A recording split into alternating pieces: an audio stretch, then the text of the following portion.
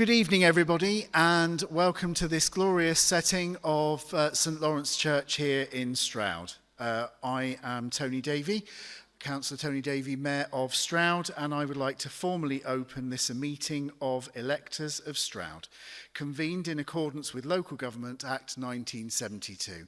I'm not that dull. There are things that I have to say that are part of the process that we go through. I'm Chair of the Town Council and I'm required to preside over this meeting, which you, the people of Stroud, have convened. I would like to stress that this is your meeting, a meeting of local government electors of the town. It is not a Stroud Town Council meeting, but we are facilitating it. I'm very proud to do so this evening. Anyone on the Stroud Parish Electoral Register has the right to vote at this meeting. You will have been given a voting card to do so. For everyone else, you're still welcome to take part. Whilst you cannot vote, you're welcome to ask questions and, of course, fully join in with the debate. The purpose of tonight's meeting is to consider a proposal of Stroud District Council to close Stratford Park Lido, or, before anybody says it, the outdoor pool as it is also often known. One and the same. I'm glad we cleared that up. An asset of significant importance to this community. And this situation is one that's quite rapidly changing, as on Thursday the 16th of April at the District Council Strategy and Resources Committee, an amendment to reopen the Lido at the earliest safe and responsible opportunity was passed, which will be guided by a series of reports not predicted to be complete before June 26 on the last update I had. So whilst changing course from the original plans and the point that this meeting was called, the timescales at the present moment remain unclear, but maybe we'll get some additional clarity on that today. Please can you also note that this meeting is being filmed. We are going to run this meeting BBC Question Time style. And in a few moments, I will hand you over to our moderator for tonight. But before I do, I would like to say that I have been impressed, moved, heartened and humbled by the very many stories I've heard from residents about your feelings and experience of Stratford Park outdoor pool.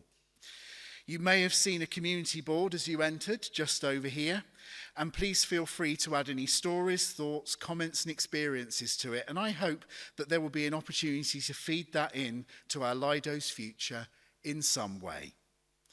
It is equally moving to see so many of you here tonight, and giving up your free time for something you feel so strongly about. Many people are put off from engaging in local government, but tonight we truly have democracy in action. You called this meeting, we're holding this meeting, and it is your voice that must be heard tonight. And I very much hope that together we can begin to formulate a positive way forward for the pool. Now, I know there's a great strength of feeling here tonight, but I ask everyone that we keep our debate both respectful and constructive. As a town council, we have attempted to bring you a panel of representatives and experts I hope can help frame the debate and share some of their experiences too. They've also given their free time to be here, and I thank them very much for doing so. A little housekeeping before you get a rest from my voice. If at any point you need to take a break from the meeting, there is a quiet room at the back of the hall here. Please feel free to use this at any time. Staff will be on hand to help you. They will be wearing Stroud Town Council lanyards like this. Toilets can be found in St. Laurence Church Hall, which is just outside the main door over there. And again, please ask staff to direct you if needed. And if you need a glass of water, there's a water station just over there. In the unlikely event of a fire, please leave the church calmly via one of the 3 marked fire exits, where the quiet room is, through the main door, or the one that's just behind me to my left. The assembly point is outside in the shambles. Many of you have already sent in questions for the panel, and I hope there will be time for additional questions to be asked at the end. Please do raise your hand if you would like to ask a question in the debate, and wait for a member of staff to bring you a microphone. Once we've got to the end of the questions and discussion, the moderator will hand back over to me and invite any motions. There'll be a brief break whilst we take some of those, or proposals for next steps relating to the Lido. And if there are any, then I'm sure there are, parish residents will be able to vote upon them. Now, I'll remind you of this a bit closer to the time. None of this is legally binding, but it is still really important that you have your say and have an influence. And I'll give you some more details on that later. So without further delay, I will now hand you over to our moderator for the evening, Faye Hatcher. Faye has worked in the media for over 20 years. She is a former BBC Radio Gloucestershire presenter and BBC Radio 4 producer, and now works as a freelance journalist for the independent news and events publication Stroud Times. Faye has also lived here in Stroud for 10 years, I believe. So, enough of me for a while, and over to yourself. Thank you, Faye. Thank you very much, Councillor Davey. A very good evening to you all and a very warm welcome. It's a pleasure to be hosting tonight's debate. I'd just like to echo Tony's words. For this to be a successful and inclusive debate, could I ask our audience members and panellists to be respectful? If people talk over each other, nobody will be able to hear anything, and we don't want that. Thank you for coming tonight, and to everyone who submitted questions in advance. We've had a huge amount. We'll try and get through as many as possible in the next hour, but apologies if we don't get to yours. Your questions have been grouped into various themes, and most people have asked me to read their question on their behalf.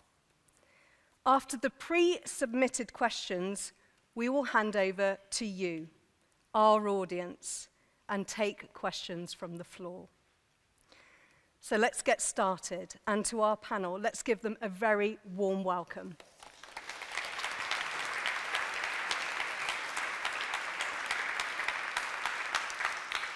So you've already met Councillor Tony Davey already. So Heath, if you'd like to introduce yourself, your title, and a little bit about what you do, please. Thanks, Faye. So I'm Heath Gunter, the Deputy CEO of Stroud Town Council. I lead the team at the moment on delivering our 5-year plan, which has just started this month. And I've got over 10 years experience of running indoor swimming pools, so I do have some knowledge of running pools from an operational point of view. Hi, I'm Caroline Malloy. Can you hear me okay? I am Caroline Malloy. I'm part of Save Our Lido Stroud, which is a new group that was set up about a month ago in response to the council's announcement a month ago of potential closure. We are a non-political party aligned group of Lido users, or if you prefer, outdoor pool users. We use it, we love it. I personally have been living in Stroud for 15 years. It's been a big part of my every summer here. I can remember when you could still get chips from the hack. My name's Alan George. I'm from Wootton Under Edge, and we went through a similar exercise to this back in 2010. What happened then was the Stroud District Council decided they could no longer support the pool in Wootton, but they did give us the opportunity to see if it could be run as a community enterprise. So I was involved with a local ginger group associated with the pool, and we got together with the town council and decided that we'd have a look at it. We did a feasibility study. We came out with 3 main issues. One was the cast iron pipe work underground. Another was the money that we needed. We needed 28,000 to pay for our salaries and utilities. And the third thing, was there anyone who was capable and willing to take on responsibility for running the pool? Because if there are accidents there, that person is in a very difficult position. So we went through that. We ended up having a referendum in the town where the town voted to raise its own council tax to pay for running the pool, and then we took it from there. Hi, my name's Tim Temple. I work for the national membership organisation called Locality. Locality is a network of we support local community organisations to be strong and successful. For the last 2-3 years, we've been helping to deliver a government pot of funding to help community organisations take on their assets. And one that I was involved in was supporting Portishead Lido. They actually already had responsibility for their pool, but they were going through a similar type of process looking at refurbing their space. Before that, I spent 10 years working in sport development. I spent 9/11 consulting on swimming pool closures way back, sort of 25 years ago, sitting in a library, having a similar type of conversation about what we should keep open, what we shouldn't. And then I spent a few years distributing lottery funding, including for Stroud. Hello everyone, my name is Chloe Turner. I'm the leader of the District Council, also a county councillor, but wearing my district hat tonight. Like many people in the room, I've swum in the Lido for a very long time. We used to come and visit my granddad in Stroud when I was little. He actually used to run the pool in the 60s when he was master of the parks. These days, still a swimmer, very slow swimmer, but love the outdoor pool, as we call it in my family. And yeah, really hope that we can keep it. Hi, I'm Keith Gerard. I'm a Strategic Director for Communities with the District Council. Including within that is responsibility for our leisure services team, which operate at Active Lifestyle Stroud and Dursley, and of course the outdoor pool. But my background, and within that, housing too, and the museum, so quite a broad remit. My own personal background actually is though in sport and leisure. I've got over 30 years experience working in leisure. I ran leisure services for the Liverpool City Council and all the sports and leisure facilities for Aberdeen City Council. So though my remit is quite broad, my background and my professional background is in sport and leisure more than anything else. Hello everyone, I'm Martin Brown. I'm District Councillor for Bisley, which includes Eastcombe and Oakridge. I've been that since 2021, and on the District Council I'm Chair of the Community Services and Licensing Committee, which has responsibility for, among other things, all the leisure services that Keith just referred to, including Stratford Park and the museum and the leisure centre and the Lido and also the Dursley, everyone active.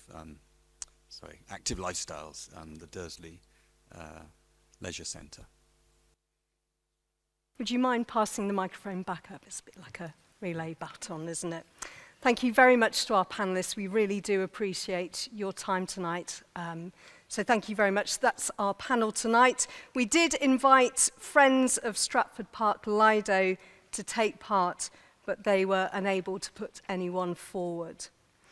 As you've heard, we have 3 representatives from Stroud District Council tonight and 2 from the Town Council. So to keep everything moving, we'll only be hearing from 1 representative for each question. So if you can decide amongst yourselves who's the best to answer the question, please. We're going to allow around 2 minutes for each panellist to answer the questions so we keep on track tonight. Naturally, some questions are going to be more relevant to specific members of the panel, but each member of the panel will have the opportunity to answer the question if they wish. So, is everybody ready? Okay, let's go with our first question then. And this is under the theme of health and well-being. And this has been submitted by Tracy White. For my concern is for our children and young people who have no access to an outdoor pool without relying on parents to take them elsewhere. We have a huge rise in child obesity and a mental health crisis. What extracurricular activities are going to be available for our children throughout the summer to replace the closure of the pool? Who would like to start by answering that question?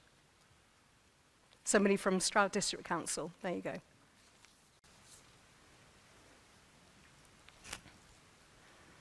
Is this on you mean? I mean, there's a whole range of activities that we run through the Active Lifestyle Stroud and in Dursley and in the park itself, and through the museum, a wide range of activities for all ages, and particularly during school holidays, and thinking about the summer period. You know, we've got a really strong track record of providing free, in almost all cases. There are some things that will have costs associated with them, but nearly always, wherever we can, free, accessible activities for school-age children, for younger children, and for parents. That we run as a matter of course, and we're proud to run. I think they're well received, they're well liked. We respond to feedback on them. We're always trying to improve, and they cover a whole range of physical activities, as well as other things too. You'll be familiar with what goes on at the museum. So quite a strong programme of work that we run, and that was going to continue, and we plan to continue that this summer, as always.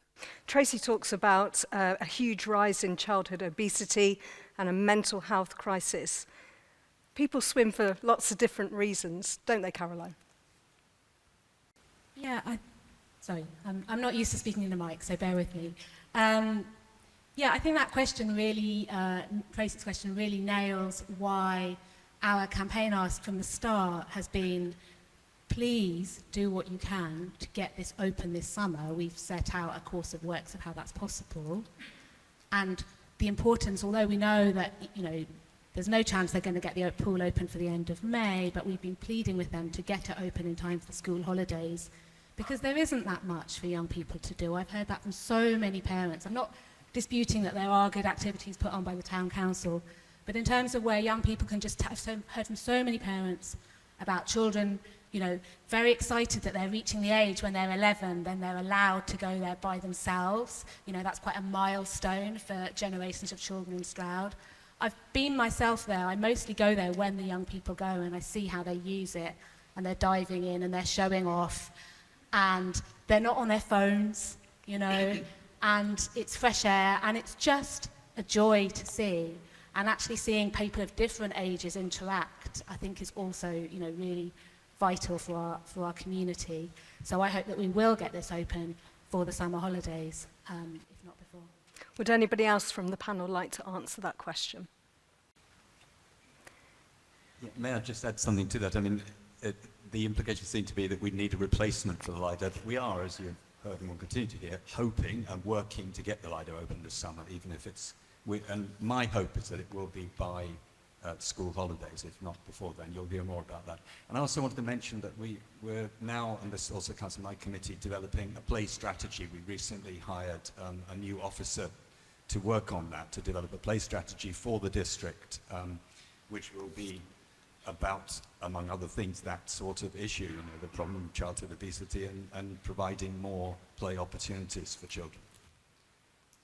Okay, on with our next question. Again, this is under the theme of health and well-being. This comes from Sarah Holmes.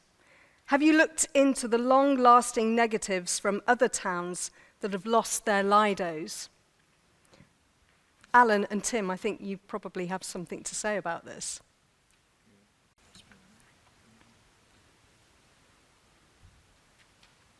So I guess our benefit is that we did something at Wooden Pool and we managed to get it running, and I've come along to try and help give some experience and practicality in achieving that. So in terms of Lidos that have been closing, I don't really have much knowledge of that. I mean, they do close and some of them get shabby, but what we need is a system in Stroud where you've got an asset, not a liability. Swimming pool that's really going to work, and if you get the right structure behind that, then you're in a position to make it work. Tim, you've just helped save Portishead Lido. Can you tell us more about that? That's kind. I think that overstates it. And in context of the meeting, I better not.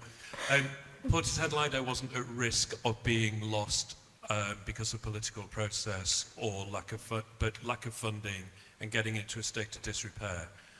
So the broader point there is less. It's quite difficult to say what's the opportunity cost, what happened as a result of something that wasn't there anymore. So I I'm not quite sure how to answer it from that point of view. But I think what we're talking about here is it is possible to quantify the social value, the value that an asset, be it a swimming pool or any other community facility, offers to the local community. So I would frame that, or I can only really frame my response as, it is possible for us to have a look at the positive benefits. You can have a look at the health benefits. You can have a look at the emotional benefits of blue space, of green space. You can have a look at the variety of benefits of swimming as a sport and as a leisure activity, and obviously as a Lido, then more of an amenity and a place that you can go to. So it is possible to do research into that. And an awful lot of the time, the sport and leisure industry has taken that type of approach to justify continuing to have assets. Or, where it isn't there, to no longer have assets if the social value doesn't add up to the same amount as the cost, and there are other opportunities that would achieve the same. They're sometimes the difficult decisions that people need to make. So, but in terms of what one can do, then it is possible to have a look at the social value. That's also important, a consideration if you're going to change ownership from the current district council as well to any other body, which I'm sure we're going to come on to. But social value and understanding the impact for Stroud is something that we'd have to get our collective heads around so that you can justify transferring an asset. Thank you, Tim. Would somebody from Stroud District Council or the Town Council like to respond to that? Yes, absolutely. I mean, we haven't done the exercise of specifically looking at other places where the pool has gone, but I'm very conscious that one of the pools in Gloucester is gone, Swindon Oasis, where I used to swim as a kid, is gone, and of, you know, the fact of the Lido being an affordable place for families to go in the summer, you don't have to look at too much data to see that's very bad news. And I completely take the point that Caroline has been talking about in some of the campaigning about the fact that once it's shut, it's more difficult then to get it back open again. So that continuity is really important. And we're responding to that in the fact that we are throwing everything at trying to get it open this summer. But yes, it is a really, really important piece of social well-being infrastructure, as you might call it in municipal terms, but just somewhere cheap and fun for families to go, and we recognise that. Okay, Caroline? Can we just make sure the microphones are right under your nose? It's directional mic. Yeah. So everybody can hear you. Slightly angled like that. That's it. Like that? Perfect. Okay. Spot on. Thank you for microphone technique training. I just wanted to come in because I did do a bit of research. In fact, I was looking last night about towns that have lost their Lidos. There's about 30 campaigns at the moment desperately trying to reopen their Lidos. Some of them have been going on for a very long time. I think I read the other day about one in Ipswich where it had closed, somewhere like that. It had closed in 2003, and they're hoping it might reopen in 2029. So, wow. You know, and I've heard similar length periods. So I'm glad to hear Chloe acknowledge, you know, that the point that we've been making, that, you know, we're trying to keep it open this summer for two reasons. One is to save the summer for the points we've just been discussing, but also because it's so much, it's so much more difficult to get it open if it closes, even just for one season. And just structurally as well as politically, it's not good for it to close. I just wanted to say one other point, actually, if I may, which is around you asked, I think the question was about the impact on towns. And I think I just want to say something at this point about heritage. You know, I've been out talking to so many people, and obviously this pool has, you know, this beautiful 30s deco heritage, and that's important. But actually the heritage that I've been hearing about is in people's hearts. You know, it's the stories that I've heard about that people who told me their parents learnt to swim in that pool and their children are getting used to deep water in that pool. And, you know, there's something, I've been in Stroud 15 years. I don't know how many people here are always lived in Stroud, but I think there's something really important for that continuity of heritage, that if we lose it, it would be a very, very sad thing. Thank you all. Would you like to add? I promise I'm going to be quick. I was just going to add that another part to this that really concerns me is what the alternatives are that may be chosen. We've got canals, they are not a safe place to swim. We have our rivers, you've seen the documentaries, so have I. the lakes up at Woodchester. These are all places that people could choose otherwise. This is a place where one of the best roles that I get of the year is to go and open Stroud Show, and it's normally really good weather. I hope it's going to be again this year. And you just see kids queuing around the block to use it. They want to swim. The appeal of swimming indoors is nowhere near as good. Being able to use this sort of thing to be able to learn in deep but safe water is really important. So our heritage is important, but our future heritage too, and making sure that there is a really safe facility for our young people to use. Massively important. The alternatives, they are not good.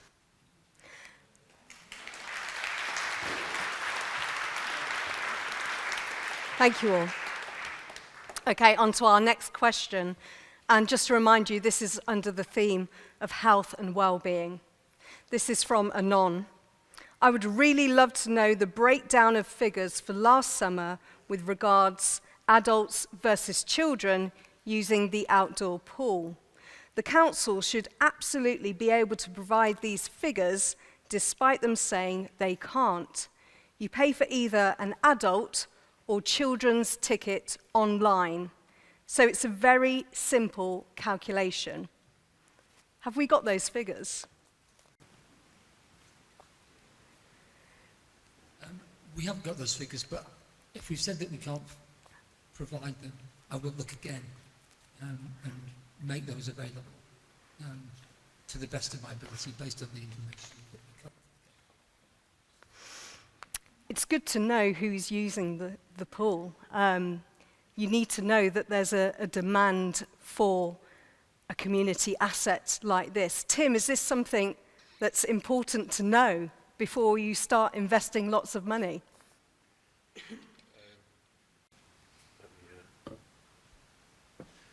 I don't know. I don't know if it's important all of the time. It's important that we have some sort of understanding of demographic breakdown. But I don't think last year's usage figures are necessarily going to be the driver for whether or not the asset is maintained and done up. What it's going to require is a really good business plan that's going to demonstrate that people want to use it in the future, and who they are, and how you're going to target different groups, and how you're going to increase the number of people using the facility. So it's not that it's unhelpful not knowing, but it may not be the key piece of information in order to move forward. So I'm not pushing back against the question, but if we were to do a business plan to say, we're going to save this asset, this is what we're going to do, we would want to know and understand who is going to want to use it in the future and the proportions of people. And it's not only an age breakdown. You'd be wanting to look at quite a few other characteristics. Alan, is this something that you had to consider when investing in Wootton Outdoor Pool? Yes, well, what happens is that we do take this data. I haven't got it to hand, but it's in our annual report. I have how many people go to that pool in the summer. It's 850 people go to that pool in the summer from Stroud and around surrounding areas. And you raise £25,000 every summer from 850 people going. How do you know that information? It's on the internet. Okay, continue. It's so simple. This is what I'm a little concerned about. You know why I'm saying so, that you don't have your facts. And like, if you open the pool a little longer, there's only open for 2 or 3 months. If you open it another month on each end, you're bringing in 50 grand a year. Okay, with respect, we're going to open questions. Okay. Okay, but we are opening questions to the audience with respect. With respect. With respect. There'll be plenty of time for questions from the audience. Okay, all right. All right. Please raise this. Please raise this in a second. And you have showed us just now, in the last 5 minutes, that you don't. So I was making reference to what happens at Wootton Pool, because I don't know what happens at Stroud. So my colleague here might have an answer for you.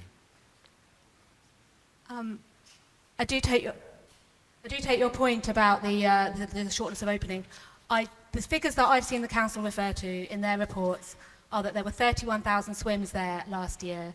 They don't know, of course, how many unique swimmers there is, but yeah, that's the figures they have. There is an absence of information, I think, since it's been sort of in-sourced from everyone active. I think that would be fair to say. Has anybody else read the feasibility study from 2017? Okay, it's quite a long read. I read it yesterday. Figures to people visiting the Lido have been dwindling since 2017. How would you respond to that?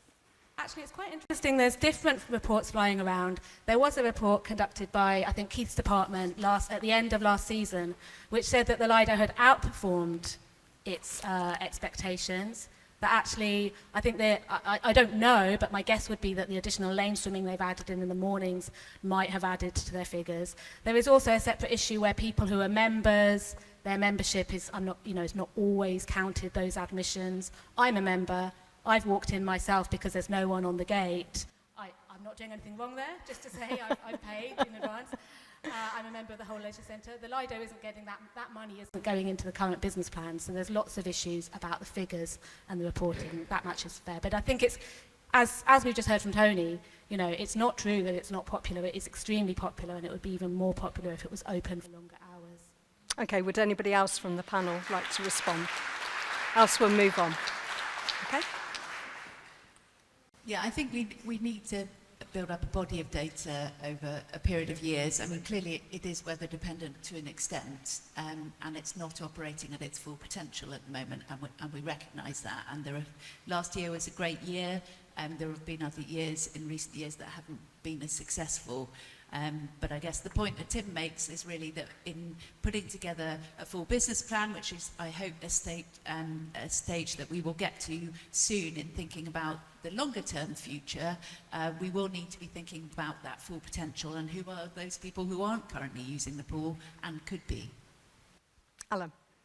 I think it's reasonable to expect success, because when we took over Wootton Pool, the amount of swims was getting very low.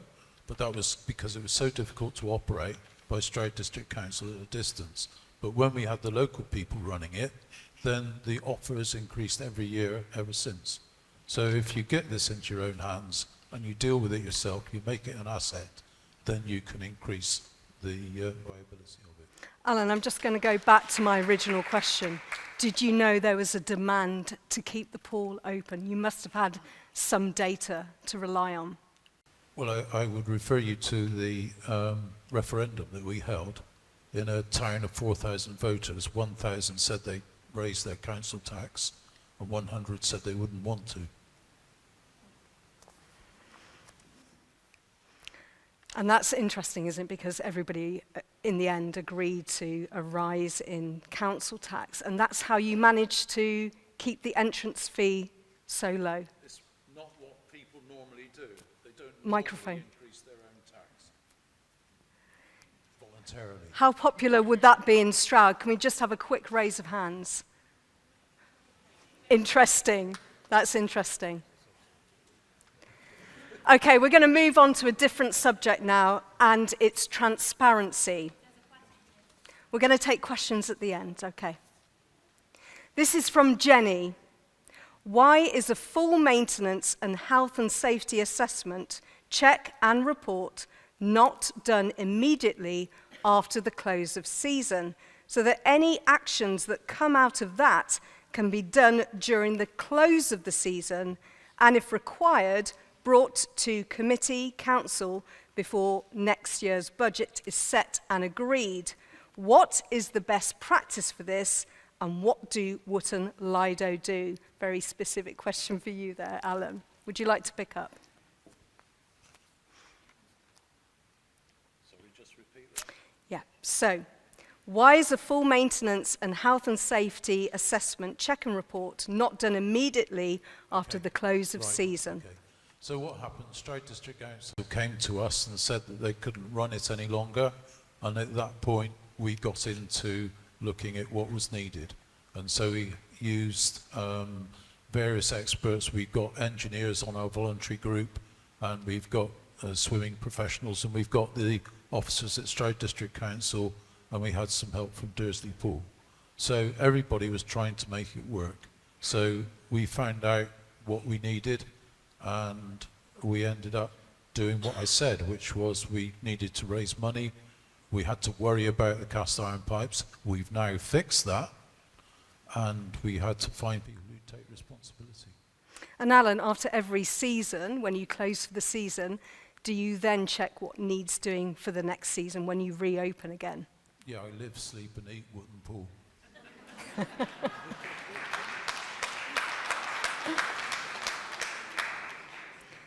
Would somebody from Stroud District Council like to respond?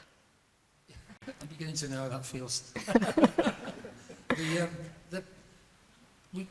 Just a little bit of history. The District Council took over the operation of the Lido from everyone active in November 24.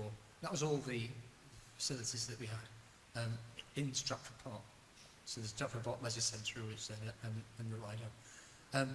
And we certainly did some stock taking immediately then of the way the whole service ran. A lot of work on building staff teams and making sure that we ran the most effective and best quality service we could. And I'm sure those of you that use Active Lifestyle Stroud in that time will have seen the service really improve. And then we moved into the season, the first season that we operated the Lido directly as an organisation. And we certainly learned a lot from that. We learned a lot about the costs, we learned a lot about providing good quality service, and we learned a lot about the operational challenges that the Lido brings. And actually, coming back to the point about the end of the season, so now we're at the end of the season, last year, 2025, we did commission a comprehensive piece of work that looked at the work needed to deliver a good quality, sustainable Lido. And that took into account a lot of the physical issues that were required. And that was set in the context of affordability, good value for money, sustainability both environmentally and financially. And it happened alongside a piece of work which we've been doing, looking at the way we invest and support Stratford Park Leisure Centre itself. So we did do that work. As we analysed that and we looked at what that might mean in the broader sense, we realised that we needed to look very specifically about the health and safety of the Lido itself. And you will have all seen, I think you will have all seen, or you can see, the most recent report that we had that really did hone in and focus on some of the specific and immediate health and safety issues. The first time we passed over those, we looked at them in the context of a wider long-term sustainable investment. And that takes us to where we are today. What is really needed in health and safety terms to open the Lido this season against the backdrop of where we want to be in terms of long-term sustainability? But some of those recommendations were laid out pretty simply in the feasibility study of 2017. So why hasn't anything happened since then? I think it'd be wrong to say that nothing's happened since then. But the big stuff, the stuff that needed immediate attention. That's true. I mean, there's a whole range of things that could, and probably we would, with the benefit of hindsight, we could have done more a little bit longer ago. But actually, what we have tried to do is deliver and keep delivering the best quality Lido provision that we can, and we've done that. Actually, that's been happening for 90 years nearly. But there does come a point where a facility that is that old needs to be looked at for its next phase of life, and that's where we're at now, I think. Who'd like to speak? Alan. I'd just like to suggest it's best to look for solutions rather than blame.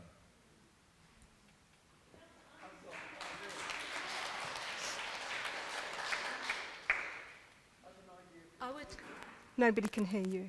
I would echo that. Just wait. I would echo that. I think it is really important to look ahead. I think I just want to say one thing in terms of the questions that people have about the past. There's a phrase that's been going around my head as I've been sitting here, which is don't make the perfect be the enemy of the good. And I think that that's rather what's happened here. But, you know, we're going to hear more, I hope, about the plans going forward. So I'll leave it at that for now, I think. Okay, our next question under the theme of transparency What maintenance work has been carried out on the Lido by the District Council whilst under the contractor arrangement? So that was with Active Lifestyles. Who would like to answer that question? That's another one for me, I think. I mean, we worked in partnership with everyone active, the previous contractor, and we worked, our properties team worked in partnership with that to make, as far as we could see possible, the Lido a safe year-on-year place to go and bathe. Ultimately, the safety of the Lido sat with the operator, and we relied very much on the partnership that we did to make sure it was safe at the time. We didn't do any fundamental root and branch maintenance of the Lido because we wanted every year to try and keep that service going. And I think where we are now is we've sort of paused and said, actually, if this is going to have a sustainable life going forward, we need now to look at some of those fundamental pieces.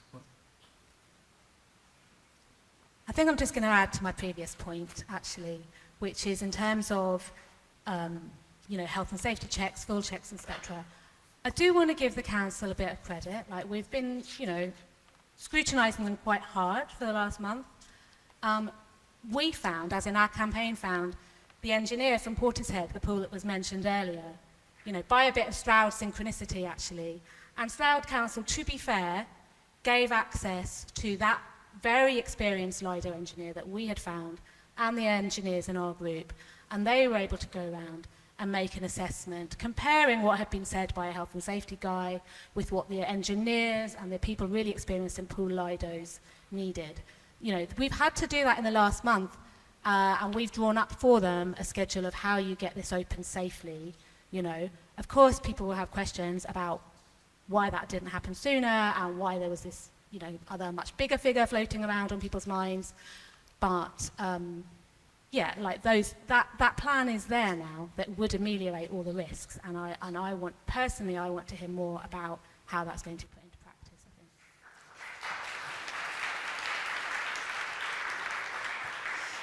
think. Anybody else? Okay, let's move on to our next subject, which is the financing of the Lido. And this comes from Mark Mahoen. I think that's how you pronounce your surname. The former space that was the outdoor pool cafe was given to the nursery to use.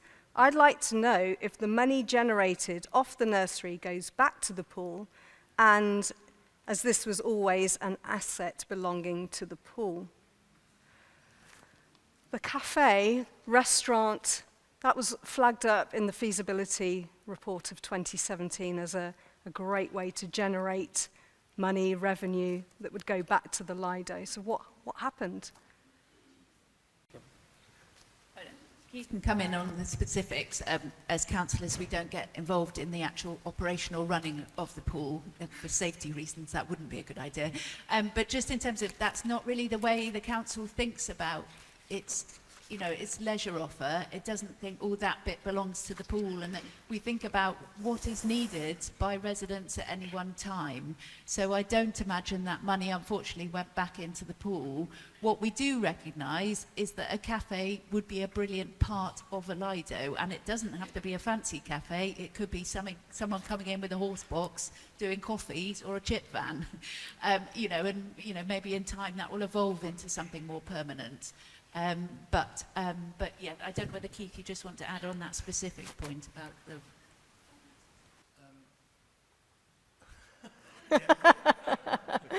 No, the money would go more generally into our community services pot. Might be worth saying on the piece of finances. It costs quite a lot of money to operate the Lido, as you might imagine, and some income is generated, but it costs, give or take, there's a net loss or cost to the council of £80,000 to have the Lido open for 6 weeks. Costs £80,000, and that's with 30,000 users last summer, when we still needed to subsidise the running of the Lido to £80,000 just in terms of context. So that's a lot of cups of tea that we welcome. But just for context. There's lots of different ways to generate money, though, through private hire. This all came out in the feasibility study. People were really keen to have other uses for the Lido, restaurants, cafes, like I say, private hire of the pool, use of the space for yoga. There's a whole list of things in the feasibility study, yet nothing has happened. Can I just add, the issue at the moment is not about the revenue, the operating costs of the Lido. You know, we have in budget the money to operate the Lido this summer. The issue is about safely doing so. It's about the capital work. It's about the capital work needed. Of course, there are questions about going forward about having a cafe. That was in one of the proposals we considered recently, and a whole range of questions about the operating of the Lido. But that isn't the current issue, which is what's needed, what work is needed to safely open it, capital work. Caroline, I know you want to come back on this. I do, because I hear what Martin's saying, and Martin said the same to me, that this is not really about whether or not it can run at a profit or a loss day to day. But I mean, it doesn't help. Certainly I've seen over and over in the reports this figure quoted of, it runs at a loss of around 80 to 100,000.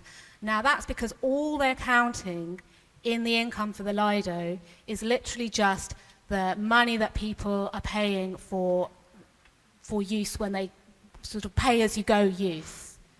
Their own surveys show that of the leisure centre users and members, so the people who use the whole leisure centre, 66% of those had used the Lido in the last year. Yet if you're a member, as I am, even though, if that may be a big part of the reason why you're a member is to go into the Lido doesn't get a penny of that money, and I've asked why, and I haven't had any answers. I would also just say that the question about the other buildings and renting out to the nursery and et cetera, is also a good question. And just on the point about the cafe, we went over, people from Save Our Lido Stroud went over and talked to Cheltenham, and having a cafe, which people have said over and over and over again, it's the number one thing that people would like there. What do you want when you come out from a swim? You want chips. You want a coffee or something, right? So, Cheltenham make a good amount of money from their cafe. A third of the people who go into Cheltenham Lido don't actually use the Lido. They're just there to kind of watch and hang out, and they spend money in the cafe. So you could make a lot more money. The other thing I just want to say very quickly about how Cheltenham do things differently, and it used to be how it was in Stroud until a few years ago, Cheltenham recognised that you can let in through the gates more people than can safely be in the water, because obviously not everyone is in the water all at once. In fact, maybe 3 times as many they let in. So there's a lot of scope. I'm glad you raised Cheltenham Lido. Cheltenham Lido actually make a packet from their car park. Not just that, but a huge amount. As we know, we have a very free car park at Stratford Park. Who would be willing to pay for their parking? There's a few people willing.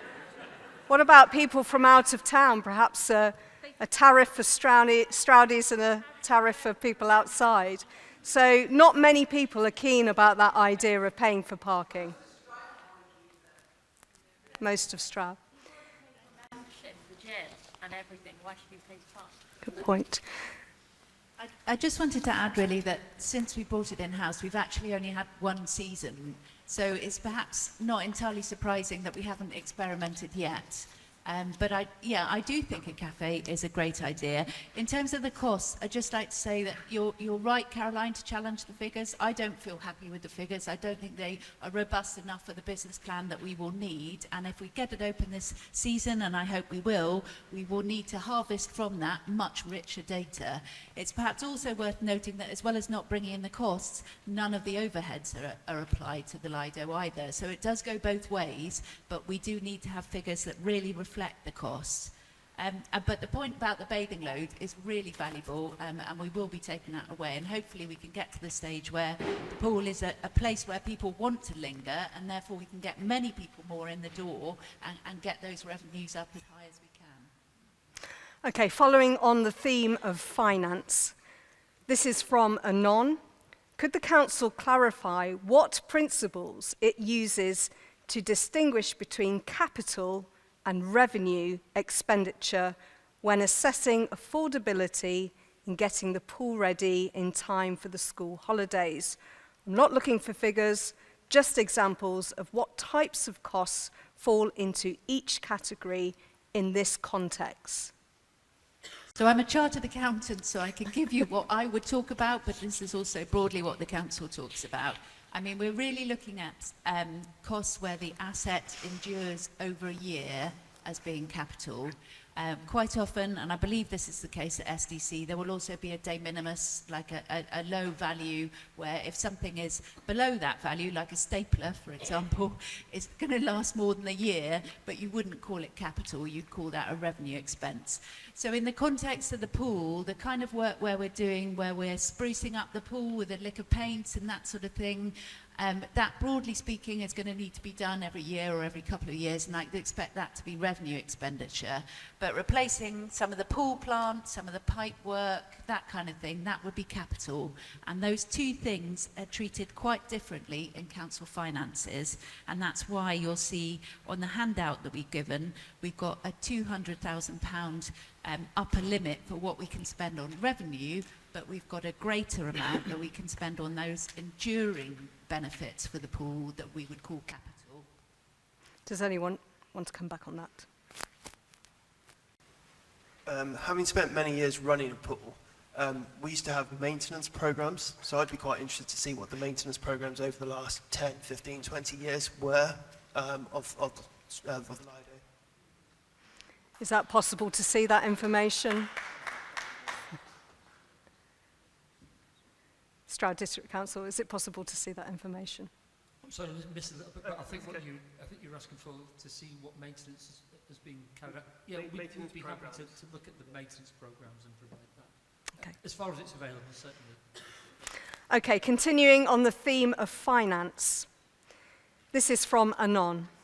At Stroud District Council's Community Services and Licensing Committee on Thursday the 19th of March, the recommendation was made to reallocate the existing £900,000 budget in the capital programme for Lido maintenance works to create a capital grant fund. Please, can Stroud District Council confirm if this money would be available to any community group taking on the management of the Lido? So first of all, let's talk about this £900,000. So where's it come from? We don't have it, it will be borrowed. So it was a commitment originally to borrow up to 900,000, and of course there are costs to borrowing. And that commitment we've shifted a bit as the possible future of the Lido has shifted. So it's, as agreed,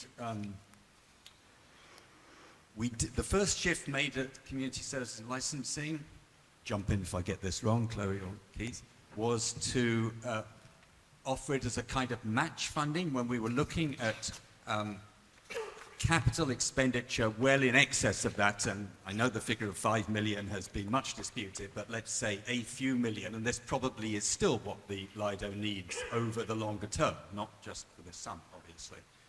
So we changed the terms of that so it would be available as a kind of match funding, what we could put in if fundraising by, we hope, a community organisation of some sort could raise more of the money needed for that capital work.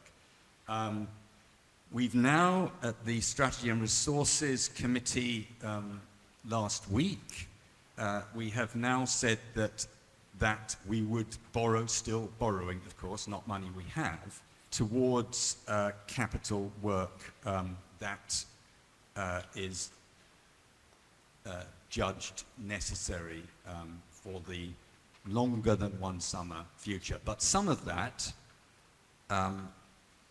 what's needed to to safely open the pool this summer may be a combination of what would count as revenue budget, expenditure, maintenance work, and capital.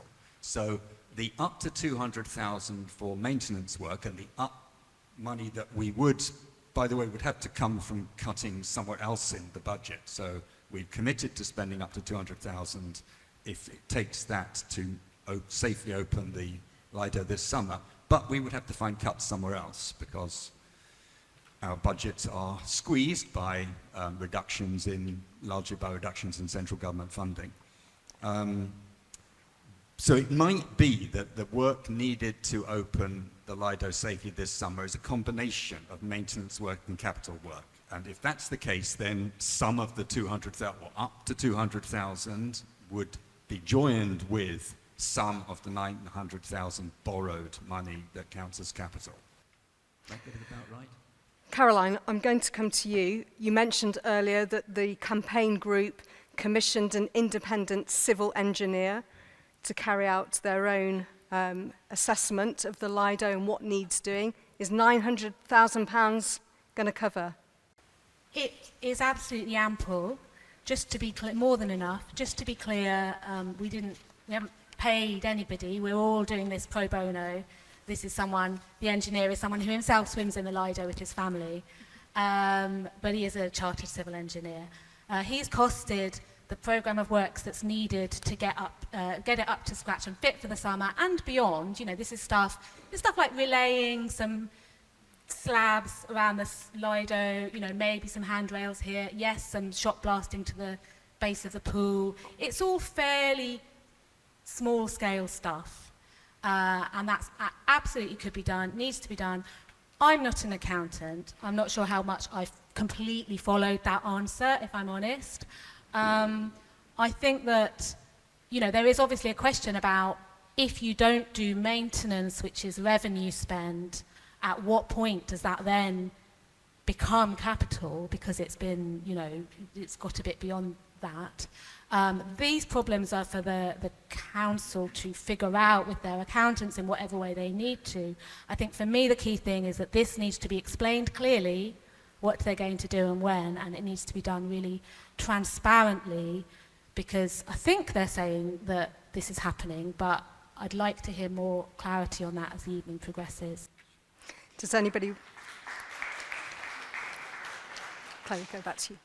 So what I would like to say is it's been incredibly useful to have the input from the engineer that Caroline mentions, and I think he's here tonight somewhere, so thank you, Julian.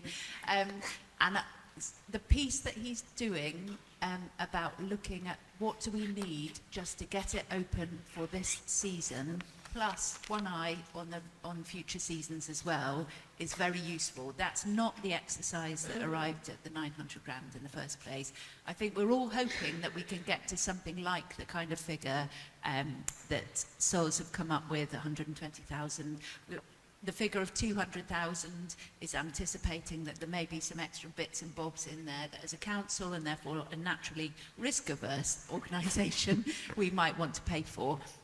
But yeah, there's that piece. There's a slightly longer term piece. So you will have seen in the handout that we have a condition survey that's going to be a bit more invasive. It's going to go underground, look in the pipes, really get stuck into the plant and see what the state of that is.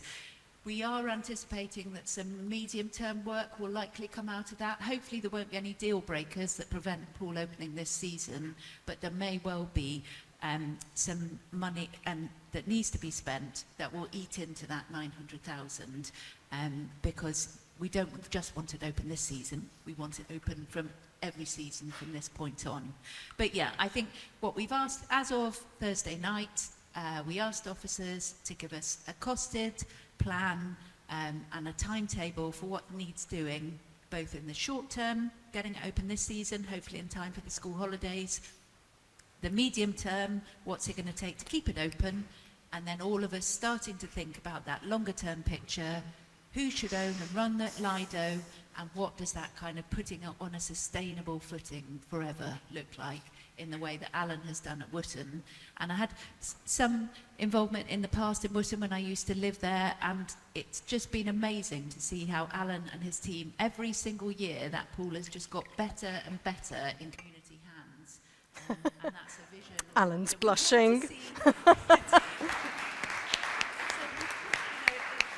not rushing to do everything fancy all at once, which is perhaps where we got ourselves in a bit of a muddle in the council. What we should be doing, to aspire to do, is what Wootton have done each year, just make something better every single time, and that's what they've really done successfully.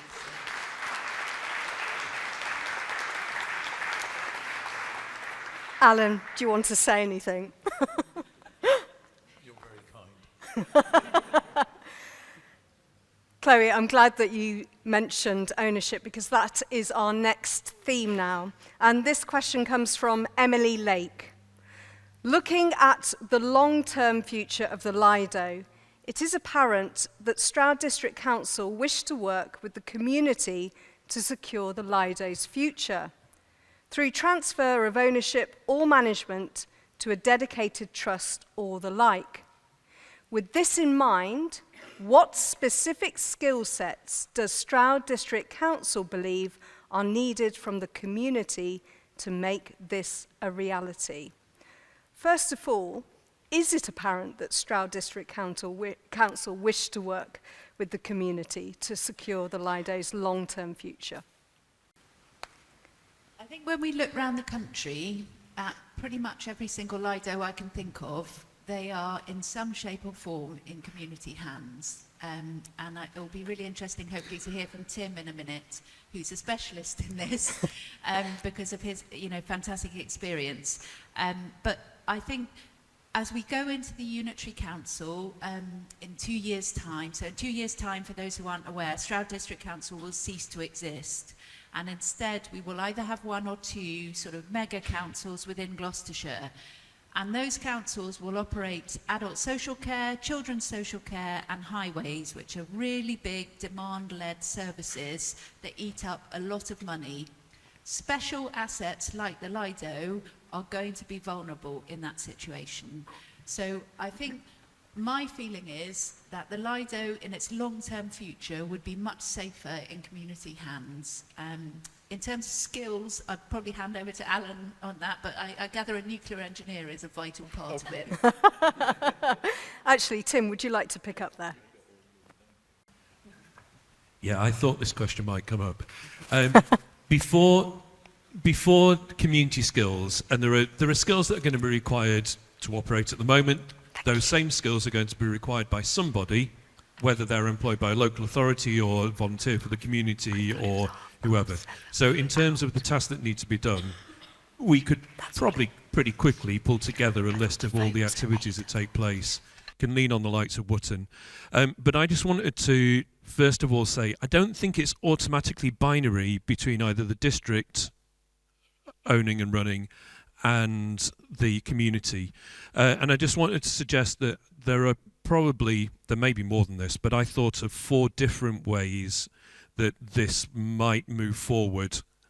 There is the status quo, council-led, and in that situation, then the requirements of the community would be broadly the same as they are at the moment, with the friends of, with others involved. You might tighten up on some of that now that the assets back in local authority ownership rather than a leisure operator. It could be leased to an operator, and that's a situation that you're just coming out of, but that is still theoretically an option. So if it's going to continue, theoretically that is something that could happen. There is community asset transfer. Community asset transfer is part of the Localism Act in 2011, the detail of which it's probably not for tonight, but essentially what that means is there is a mechanism for a local community to take on and run the asset, what Alan's and team are doing in Wootton. And then there's a hybrid or partnership model that might be a combination of one or other council that are here, the town council and a friends group and an operator or not an operator. all the tasks that need to be carried out over and above some slightly different governance are going to be the same. So the answer about what skills the community would need, it's in order to be able to take responsibility for governance, ownership, all of the health and safety, running it as an operator, if that's the route that you collectively decide to go through over the next year or two. And if not, maybe the community takes responsibility for some parts of that, one or other council takes responsibility for other parts of that, and so on and so on. So I think this really is a question about what sort of model people want moving forward. I'd suggest that that's probably done over a period of time rather than just a vote tonight. But the weight of interest in this meeting tonight would suggest that the community is interested in being more involved than you are at the moment. But that does come with responsibilities, and it does come with the stresses, and it does mean that Alan thinks about this 25 hours a day, and so there is that list that we could come up with of all the things that you need to be able to run a pool, and there's a few people on the panel who could probably provide that pretty quickly. It just depends where the dividing line is between who does which bit. Yeah. So, in order to look at those possibilities and plan for the future of the Lido beyond this summer, we're setting up a working group which will have its first meeting next week, which will have on it councillors and officers from the District Council, councillors and officers from the Town Council, friends of the Lido, including the engineer Julian, who's been referred to earlier, Save Our Lido Stroud, and representatives from the MP's office. The MP held a meeting a couple of weeks ago, and that group will look at all these possibilities, will take advice from everywhere it can, which would likely include locality, and the two groups who advised at the MP's meeting, Future Lidos, and can someone remember the name of the other one?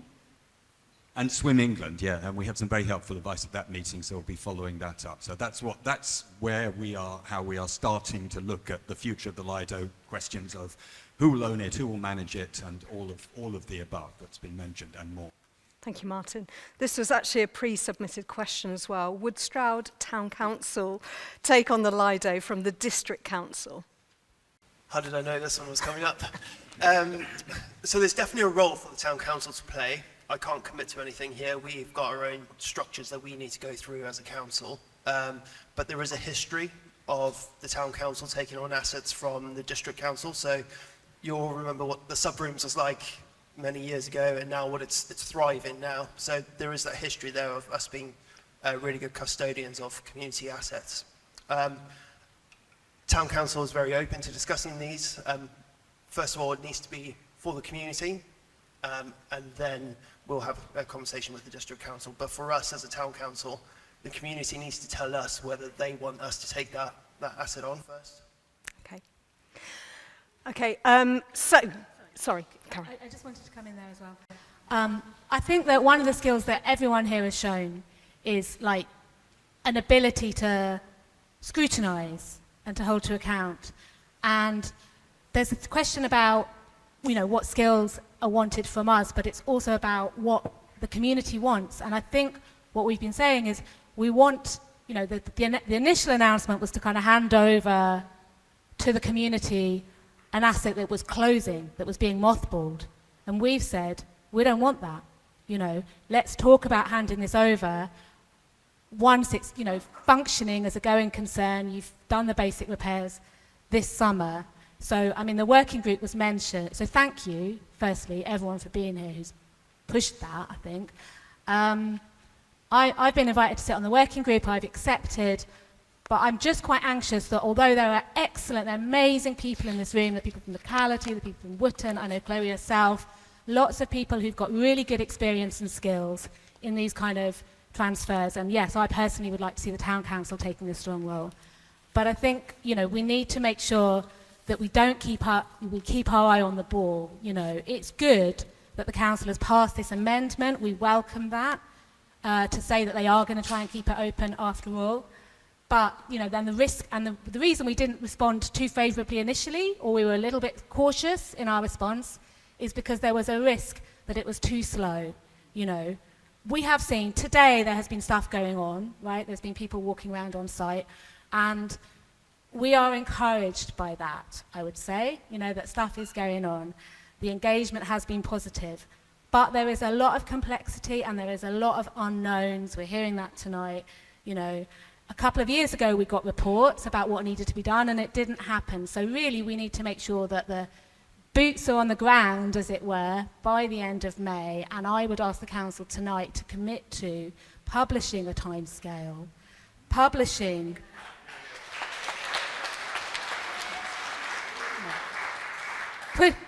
clear milestones against that to make sure that we can have that.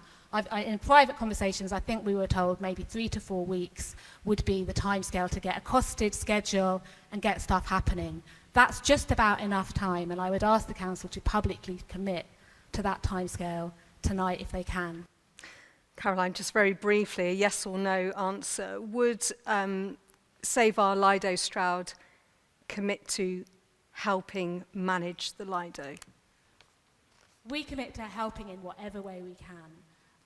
But I think that, you know, we need to make sure this is done properly. We've had a month to organise. We're a very new organisation. Sorry, that wasn't quite a yes.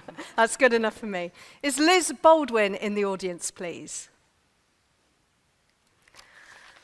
I was getting excited then because Liz was the only person who was willing to ask her own question of pre-submitted question. So I'm going to read it on her behalf again. There is a huge pressure from a very vocal group to open this year, but less discussion about what is needed to secure the long-term future of the Lido. It's obvious from other Lidos that a community charity organisation is the only way to have a secure future. Are the people who are putting so much time and energy into the Save Our Lido campaign willing to take on that challenge? And I've sort of just asked that question, haven't I? So it's a shame Liz isn't here, but... Okay, on with the next question. And just to say, we're going to wrap up in about just over 5 minutes and then hand over to you, over to the floor. So all you need to do is raise your hand and wait until a microphone is with you so we can all hear your question. So this is from Anon. On the 19th of March, Stroud District Council said that it planned to assist the community in fundraising. What does it look like? And which attributes are driving the level of assistance Stroud District Council may offer one group over another? Who would like to answer that question?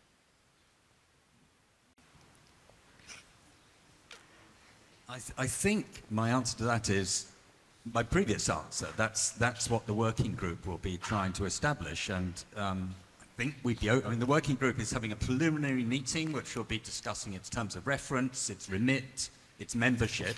So if there are other organisations or groups out there who think they would be in a position to help or do that kind of work, I think we'd be very pleased to hear from them. Worth saying that Friends of the Lido has existed for some years now, and we've obviously been having conversations with them. It feels like they'd be the natural port of call, but you know, the energy coming from the community has been amazing, and we've had I think it's around 170, 180 emails with expressions of different types of support. So I think what we're hoping we can get to is a place where we can support either the Friends or another group in capacity building, because it takes a lot of bodies to make this happen. You know, it took a lot in Wootton, it would take even more with a 50-metre pool. So yeah, I think we just want to make sure that we're making use of all the expertise and the energy out there to make this happen. Thank you. I just wanted to add that, yeah, we've also had phenomenal response from the community. I think we've had nearly 500 responses to our survey that we put out. And also an awful lot of people have talked to us about wanting to help, wanting to get involved. You know, we've seen the response from the local business community, the shops, all of that. So many people have come and talked to us. So we absolutely, you know, really important to be part of that conversation. Just going to add this really quickly. Has the idea of investment from local entrepreneurs been considered at all? Not offered. His name keeps coming up, doesn't it? Dale Vince, if you missed that. Yeah. Very much open to it. I mean, there was a whisper about 10 years ago that Dale offered to buy the Lido. Is that true? It's not true that I'm aware of. I think that's an urban myth. But more seriously, if there are, entrepreneurs, investors, philanthropists who wanted to get involved in any shape or form, tasteful sponsorship of the fountain or whatever it is, we'd consider all sorts. If it means that we can deliver things that the council couldn't otherwise, then in consultation with the community, we would absolutely consider that. I just wanted to come back again to the fact that there is nearly £1 million in the budget. We've been talking about how we can spend maybe 100, a couple of hundred to get it fit for the summer. Clearly that's not the end of the story, but there's still more money there attached, and I'd really like to hear a bit more from council about, just committing to a timescale. I still haven't heard it from them formally tonight. Are they going to get this costed schedule of works in 3 or 4 weeks in time to get the boots on the ground in May, as well as hearing a bit more about what will happen to the money they've already allocated beyond? But there's 2 questions there. I would like to hear both. Okay, Martin, can we tie you down to some sort of deadline? No, Pastor Keith, I'll comment on the money bit. 200,000, as we said, we'd commit to spend, but we will have to make cuts elsewhere to do so. That is our commitment. The 900,000, I assume the nearly million is what Caroline's referring to there. As we said before, it's not money we have, it's a commitment to borrow. And therefore we would incur the cost of borrowing and pass that cost on to a successor council. Yeah, this is going to sound like a bit of a weasel answer, but I'll try and be as clear as I can. When we said 3 or 4 weeks, that is specifically what the engineer said, who came to visit the site today. He said this is going to take quite a lot of work to do a proper cost assessment. At that meeting, it's becoming quite well known here, Julian was there from Save Our Lido, Stroud, myself, the leisure services manager from the district council, and the 4 of us talked about how quickly we could get the costed plan. And the timetable that we were given was 3 to 4 weeks, and I'm very confident that the company and the engineer that was on site will try his very best to bring something to us within that timetable. Because I think the engineer works for a large multi-million-pound engineering company that works across the southwest and the south of England. But he lives in Stroud. He's just off Parliament Street, actually. So he's a local person, knows the Lido, very experienced and skilled, represents a big company, but knows Stroud, and he will try his very best, working in collaboration with Save Our Lido Stroud, to bring forward a costed plan. If we can do that in 3 to 4 weeks, there is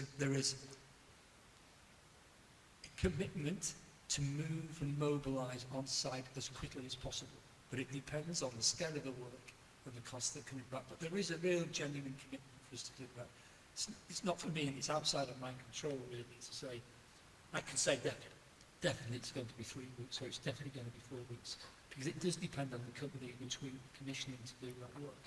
What I would say is, and this is important, that we committed, and this came up in the meeting, the council meeting we talked about this Thursday, to provide fortnightly updates that are on the website and made available to the public that detail the progress and the work that we're doing every 2 weeks, so that we are being clear and transparent about the steps we're taking, because we realise this is something that we need to do together. So that is something that we will commit to, keep everybody closely informed about what we're doing. Thank you, Keith. Tim, did you want to say something before we wrap up on this question? Actually, the conversation's moved on. I'll make a point now, because the original question was around support with fundraising. And I was just going to frame this, having spent 10 years, not as a sport funder, but working for the National Lottery Community Fund. A lot of the things that I've heard and seen tonight, including the political commitment from one other, both councils, including the willingness to borrow, which would be a sizable amount of money as match funding, most definitely in starting with community desire and interest, are the types of points of decision that, as I've spent years and years and years looking at funding applications and with others, deciding which ones you fund and support and which ones you don't. So the whole process that we're going through at the moment are the types of things that make the fundraising process much more likely to be successful. It doesn't mean at the moment that there are huge ready pots of cash available that are just sitting there waiting for us to collectively walk in someone's door and say, can we have $1 million? Can we have a couple of million? It's not a particularly helpful funding environment. So splitting what I've been hearing as well, and I've been learning tonight, what I've been hearing about doing necessary works, 100, 150 to a couple of 100,000, to make sure that this season has the best possible chance of being able to open and being successful is pragmatic.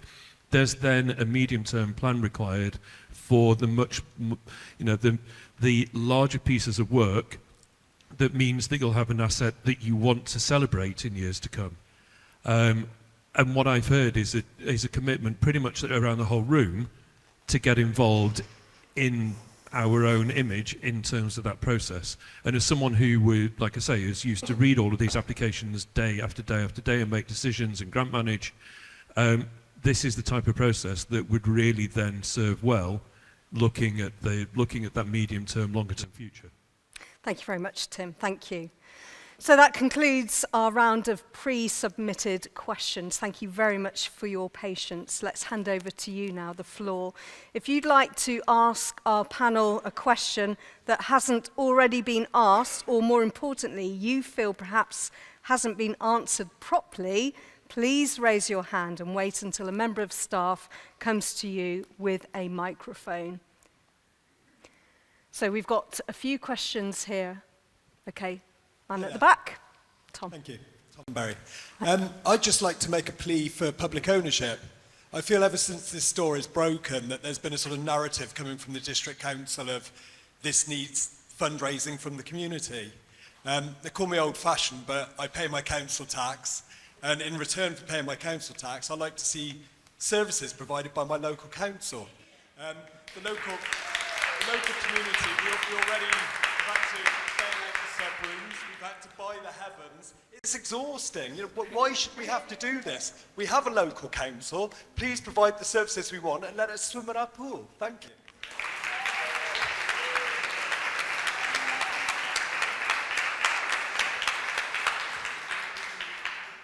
I hear what you're saying, and as a taxpayer, I completely agree. But in real terms, local government's finances have been decimated in the past few years. And our funding settlement, which we received this February, was £2 million less than we thought it was going to be. And in the context of a small district council with a revenue budget of around £22 million, a £2 million drop, just out of nowhere is extraordinary. And we are funding our statutory services with reserves now. That's where we're at. So discretionary spend, like the Lido, is really tricky. That's where we're at. We are down to the bare bones of finances. So yes, I fully agree. We should be able to have nice things. We should have the funding from government to do that. But it's not here, so we have to make these tough decisions. And that's why we're looking at different funding models, as pretty much every other Lido operator around the country has had to do, unfortunately, but that's where we're at. Anybody else? Okay, can we have our next question, please? Thank you. Oh, we've got two at the same time. Okay. I don't know. Oh, hello, everyone. I'm encouraged by some of what I've heard tonight, and I've come here. I live 20 minutes walk away, but I've been told that I can't vote, and I've been told that I don't live in Stroud. So I think because of a quirk of how the boundary lines are set up to do with the Stroud parish, there are many, many residents of Stroud who will not have an actual vote tonight. I live in Butterow, which is in Robborough. If I lived in Brimscombe or Thrupp or Cairnscross or Ebley or Cashes, I wouldn't be able to vote tonight. So I'm really encouraged to hear that we've got this forum and this democratic vehicle to use. I'm really encouraged that there could be a referendum. But as a Stroud resident, how do I have a vote on my Lido that I really care about just because of how the parishes and wards are worked out? Have the mic. Yeah, it's a very good question, and it also opens up the fact that it is so much more than just a Stroud thing. And that is important. I watched the streams of the meetings that have been had, people writing in from Berkeley, from Wootton and so on that use the pool. It is a difficult thing because this has been organised by essentially your parish council, and the borders of some of those are unusual. I know my patch in Uplands stretches over to parts over by Pagan Hill. I guess what's important to note is that your voice is heard regardless of whether you can have a vote or not. A vote that we carry out today is not binding, but it is indicative. In any event, and I will come to it in a little bit, as a town council, we are at our next meeting, which you're welcome to come to a week today. We will talk about some of the outcomes from here. What this also is, though, is a clear message from everyone who feels that they have something to say, such as yourself, to representatives from the district council today. So I wish everybody had one of these red cards. Honestly, I do. Although I would rather they were green, but hey ho. Not party political, just because it's more positive. Let's get that out there. I'm independent, right? But in reality, it's only because it is a legal and procedural thing. That's the unfortunate part of it. But the meeting is open to everyone. You're having your say. Everyone that's here, regardless of where they live, does. That actually carries a bit more weight in most cases than being able to have one of these. But your own parish council can call a meeting just like this one if you want them to, and they can have their panel and they can take it through. It may not be practical for all of them, but that is something that can be done. Thank you, Tony. Thank you for explaining that. Well, that actually comes on to another point of how that would be, because in Wootton, your area is much larger as a parish. Here, it would carry almost nothing, because what we need is a referendum that is carried out here, a referendum that's carried out in Cairns Cross, in Pagan Hill, and so on. So, however, I mean, referendums are still possible. If the district council, for example, wanted to ask if you wanted to increase your council tax, an opportunity that was open to them as councillors to vote for would to have a referendum for that. And there are examples where that's happened. Should we do a quick show of hands? Who would like a referendum? By all means, that window of opportunity is officially passed, but... Who would like a referendum? Let's just do a quick show of hands. Quite a lot. That would be a district council thing as opposed to just us, because otherwise you wouldn't get your say, and I don't want that. Caroline, I know you want to say... Sorry, Can I just go go for it. from a legal point of view? We can't call a referendum for the district council at this meeting. Yeah, So sorry. we can only call a town council referendum at this meeting. Thank you. I just wanted to say really quickly, because I think that, we've seen like massive democratic engagement, right? Probably people have emailed their district councillors that have never emailed their district councillors before. And, just to reiterate, it is encouraging. I am encouraged by what I hear, but I'm also very aware of tight timescales. And I think, we do need to keep in touch with our district councillors. We need to make sure that they know that we are aware that we don't want to see any slippage, and we will notice if that happens. I know that's not the intention, but we need to help them by scrutinising them, I think. Do you want to? Yeah, I really, really welcome that. I mean, the meeting on Thursday, I won't say it's the most fun 5 hours or however long it was, but the fact there were so many people in the room and engaging with democracy, many of whom, haven't necessarily done that before because perhaps they haven't been moved to do so, was brilliant. And it's brilliant you're all here tonight. My slight concern with the referendum of the district council is that I think it's around 120,000 people who live in Stroud district. A lot of them don't necessarily live within easy reach. And I know the Lido has much greater reach than just Stroud, but we might get a result that doesn't really reflect the importance of it to people who live in Stroud. So we need somehow to find a mechanism that goes beyond Stroud town, but not so far that we get people in Dursley who are perhaps looking in other directions So be careful what you wish for. Yeah, it's a tricky one, but we definitely need to find some measure to evidence the massive strength of support that goes outside Stroud Town's boundaries. Just to add as well, because I know the stuff about town and district is really confusing for people. The district, so the district is the one, the district council is the one who makes the decisions. They do have their meeting of full council at which all councillors have a vote on the 30th of April. I think what we're hearing tonight is, that we should be encouraged, but we will have a better idea over the next couple of weeks if things are on track or if they're going on track, and if we need to go along to that meeting, ask questions and bring them back on track on the 30th of April. Okay. Back to the questions. Lady at the back. We've got loads of questions.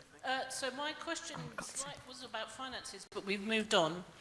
I would say, as somebody who's lived in the Stroud district their entire life, who went to a Stroud school, whose family business was in Stroud, and yet I happen to live 1.5 miles outside of Stroud and therefore have no say, I find that staggering. The Lido is part of all of our lives, not just the people who happen to live in the town. And you have to recognise that somehow. There's a bit of confusion. If I could just clarify, so the Lido is currently owned by Stroud District Council. So what the vote tonight is purely about demonstrating interest and support, but any actual vote on the future of the Lido would be in the hands of the District Council, which would include yourself, because that's the whole of Stroud District. But would it not have been more inclusive to have had a different structure to the voting this evening?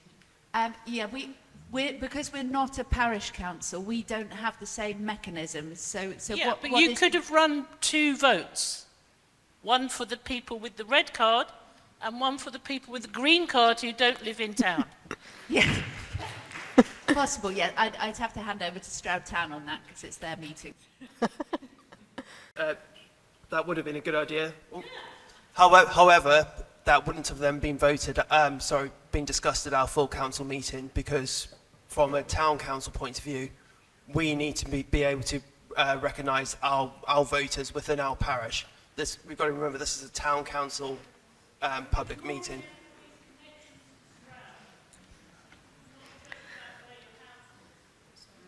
So, I guess, at least indicatively, there's no problem with us asking for a show of hands after we've counted the red stuff. And we have, this isn't hiding behind legalese, we have to operate this way. If it wasn't the case, I wouldn't be sat here telling you.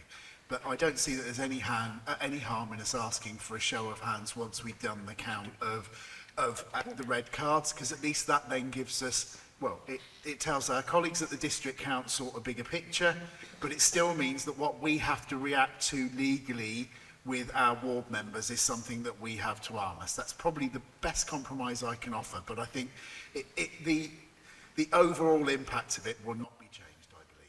Thank you, Tony. That sounds like a great offer. Yeah, do you want to do it now or later? We will do it when we come to the motions and bits and pieces. Brilliant. Okay. That's a Counters happy with that? That's a really good reason to stick around, isn't it? Okay, more questions, please, from the... So we've got 2 here. Okay. Yeah, just a quick question, first of all. I think the figures that have been given around have been quite different. I mean, this 5 million that we've all been referring to seems to have reduced somewhat. I'm a bit baffled by that. But I would like to say that the majority of the people, and I use the Lido about 4 times a week, every week, while the time it's open, the whole time it's open. I'm there as much as I can. We don't really want something that's super fancy, you know? We just want something that's safe, that's really important, that's clean, that's well sort of staffed, you know, as far as lifeguards are concerned. But we don't want anything really fancy, so why the 5 million? Where did that come from? Do you want to respond? The 5 million proposal was one of 4. The smallest one was for 0, for not doing anything, and the other 2 were for about 8 million, about 10 million, which were different proposals for the long-term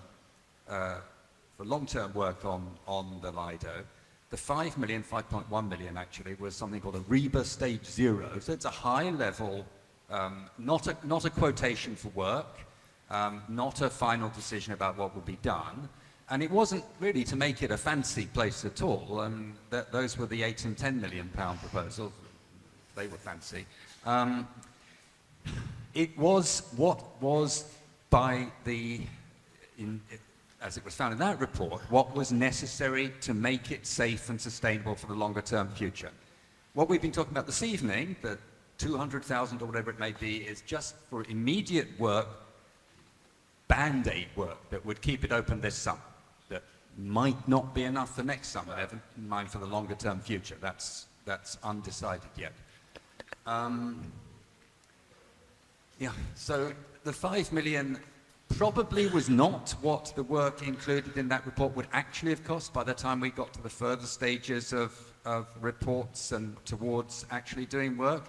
But I think it remains the case that to make the Lido fit and safe for a longer term future, for several years at least, it's going to take quite a lot more than the possibly 120 or 200,000 we're looking at the moment. It may still be in the millions. Thank you, Martin. Caroline, we've heard lots of figures tonight. So what do you think about what you've heard, and how can you answer that question from the audience? I think, speaking to the lady who asked the question, I would go back to Cheltenham.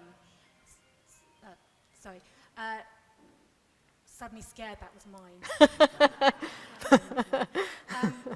You know, some of the solutions that were put into that 5 million figure were, you know, vastly different and fancier than what Cheltenham has had. And, you know, as various people have said to me, you know, we're not Cheltenham, we're Stroud, like we want it nice, but you swim in that spring-fed gem, looking around at the hills, and yes, it needs a little bit of love to bring it back. I don't think anyone who's used it, you know, they need to fix the ladders, they need to, you know, make sure that there's stuff done, right? There is some basic stuff like that needs doing. But, and completely, we're not saying that this is it and then you stop. In fact, going forward, you know, we've heard some commitments today a little bit. I think we could call them commitments about the short term, let's see. And we've got a mechanism, like I say, 30th of this month is when the full council meets. So if things are going off track, we might kind of have some idea by then. We'll let you know, make sure you're following us. But I just would like to hear actually a little bit more about the longer term and the finances. So, you know, for example, the Lido is next to a leisure centre. I mean, I hesitate to open up this can of worms in a way, but I also, you know, I use the leisure centre as well. What is going to happen? Would the money be shared between whoever's owning the leisure centre and the Lido? Because we've heard tonight that it's not properly shared out. Is there potential for other community assets to go over to the town council? You know, there's other questions that it would be good to hear about, I think. So that's quite a lot to unpack, all of one answer. I mean, in response to the lady who asked the question, we very much heard that what Stroud wants is not something super fancy. We've learned a lot from conversations about what they have at Cheltenham, about what they have at Portishead, and it's been really interesting talking to Tim before the meeting tonight about the work that's happened there, and I think Martin and I will probably pop down for a visit. So we understand that it's about incremental improvement, and it's about making the place somewhere where people want to dwell a bit longer, and it's about safety fundamentally as well, but it's not about a fancy solution that goes way above what Stroud are looking for. So that piece is really well heard and understood, and is reflected in the changes that have been made since the Community Services and Licensing Committee and where we are today. In terms of the sort of future financing, I mean, I think all is to play for to a certain extent. So I think that the model that we end up with, and Tim talked about that continuum between, you know, a wholly owned local authority solution towards something that's sort of almost wholly owned by the community, and lots of different options in between. I think that would, to an extent, define what happens on the wider site and where the income goes and that sort of thing. And that is something I would expect to be discussed in the working group in the coming weeks and months, starting to do that, starting to build that business case, and starting to plan together for that longer term future. 2 quick points on that. Portishead Lido, I was talking to someone who is in a similar position to Alan at Portishead Lido about the money they were spending. They spent over £1 million. Let's call it £1 million for today rather than exact numbers. But they were saying about £850,000 of that the general public would never see. So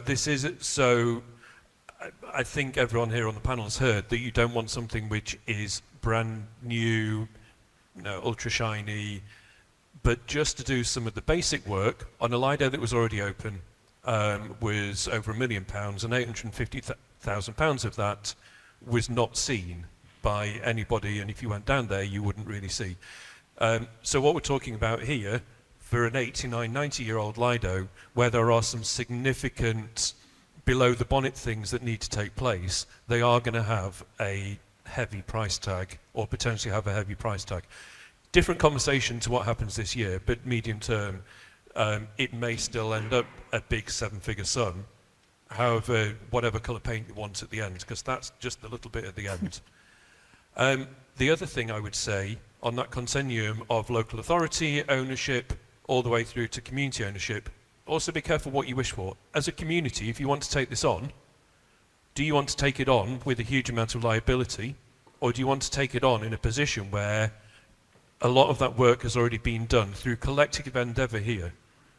But the responsibility, if you take on 100% ownership and you haven't done all of that work, you take on 100% liability. So there's a balance to be struck here, and it's difficult in a time where there isn't a huge amount of money going around just generally, but there will be a line that you find where there'll be compromises on each part, I would have thought, but don't just say, oh well, we don't really need that much doing. Maybe you do need some things doing to provide yourselves with the collective reassurance that this is actually an asset that you're taking on. Thank you, Tim. Got time for just a couple more questions. Lady middle row here has had her hand up. Can we have the microphone here, please? She's had her hand up. Caroline. Oh, sorry, I'm going to ask sorry. the question because I got the microphone, sorry. just a small point. It's great that there's been so much agreement that this is a really important asset for the community, but what's not been talked about much is the fact this is a 50-metre pool. I think it's been mentioned once in the negative, but this is a really rare asset. To my knowledge, there are no indoor 50-metre pools in the whole of Gloucestershire, and there are 2 outdoor pools here in Cheltenham. So I just sort of want the panel to respond on how they acknowledge that, and maybe to get some kind of commitment that this will remain open and remain a 50-metre pool. Thank you. Thank you. Can I just say, there was one of the 4 proposals we looked at which which halved the length of the pool. That was one that we didn't seriously consider, among other reasons, because of the cost of it. But no, I think everyone here understands that it's a very rare thing we have, and we want to protect it. That's why we're doing what we're doing. Just to cement my reputation as kind of Lido nerd, I was going to sort of outdoor pool nerd. Apparently it's just under 50 metres. So, if at some point when we secure the future, maybe we can dig that extra metre, that would be nice. You don't want much, Caroline. You don't want much.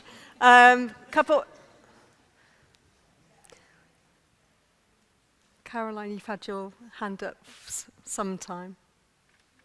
Okay, a question over there, and then we'll go back over here. Hello. Hello. I know there's been mention about there's going to have to be some money found. I don't think it might be about 200,000, something's going to have to come out of a budget to help pay for some of this. I'm a member of the Communities and Licensing Committee. I have a real sadness, actually, that, you know, this money that is going to be siphoned off into the Lido is actually going to have an effect on people in Stroud.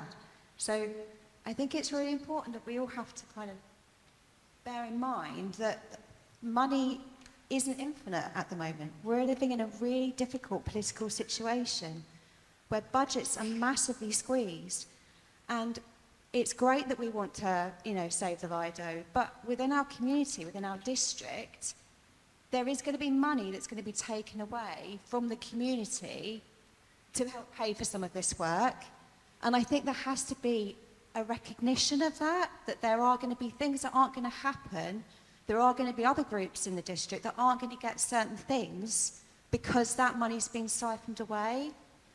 And I just think it's really important to have a slight degree of humbleness, that there are lots of people in our district that really suffer from deprivation, that have, you know, no food, that have mouldy homes.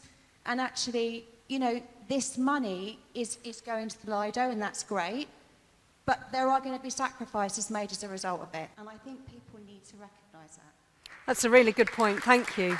Caroline, how would you respond to that, diverting money away from essential, what is, you know, known as essential stuff? I really hear that point. I really hear that point. There's a lot of very hard up people in Stroud. I think what I would say is that I've spoken to a lot of not very well off people in Stroud who use that outdoor pool, Lido, whatever you want to call it. I mean, I myself, you know, I'm not that poor, but I haven't had a garden for the last 15 years that I've lived in Stroud. And for me, actually going somewhere where there's like, you know, somewhere that you can just lie outside and sunbathe, right? And just cool off and dip. And I think, I read somewhere, you know, the value of sort of leisure activity in terms of money saved to the NHS is something like £2,500 per person per year, right? And like, so the level of social value that I think that provides, you know, people have told me stories about how they don't get, you know, they didn't get away on holiday, they'll take 2 weeks off and just go to the Lido every day. And that's getting to the case for all of us. Like, I hear the point, we need to do more, definitely, for the most deprived people, but there's also a lot of people who are just about getting by. I hope I don't sound like Theresa May there, actually. And, you know, who I think do get a lot of value. It's not posh people. The thing I love about this pool is it's just ordinary people. You know, it really is. Tony. And you do raise a good point. And I found it interesting a few minutes ago that we were talking about repairs and said, it's not about the money at the moment, which is odd because when people come in to talk to me on a pretty much daily basis about it, the money is what they are talking about. And running the town council, it's what we most often talk about. However, it might not be quite the binary choice that you're led to believe, even within your committee, because your council has reserves, and £200,000 in the grand scheme of things is not going to break anyone's back. No, it's not been put in the budget for this year. That absolutely is a question you need to ask within the district councillors how that is. An elephant in the room is that the plans were to do nothing and it stays closed, or things that would look to its future. We all understand, I think, that we need to look at things for its future, but the thing that was missing from the plan was, and what will keep it open today and enable it to become more viable going forward as well. So I'd like to think that actually saying that taking £200,000 away from something else is possibly not as accurate as it needs to be. As a district councillor, then you can help put pressure to make sure that that relatively small amount of money in comparison to your reserves, which I think the last I heard did run into the millions, and you have to have an amount that is kept to one side as well to operate. We all do at different tiers.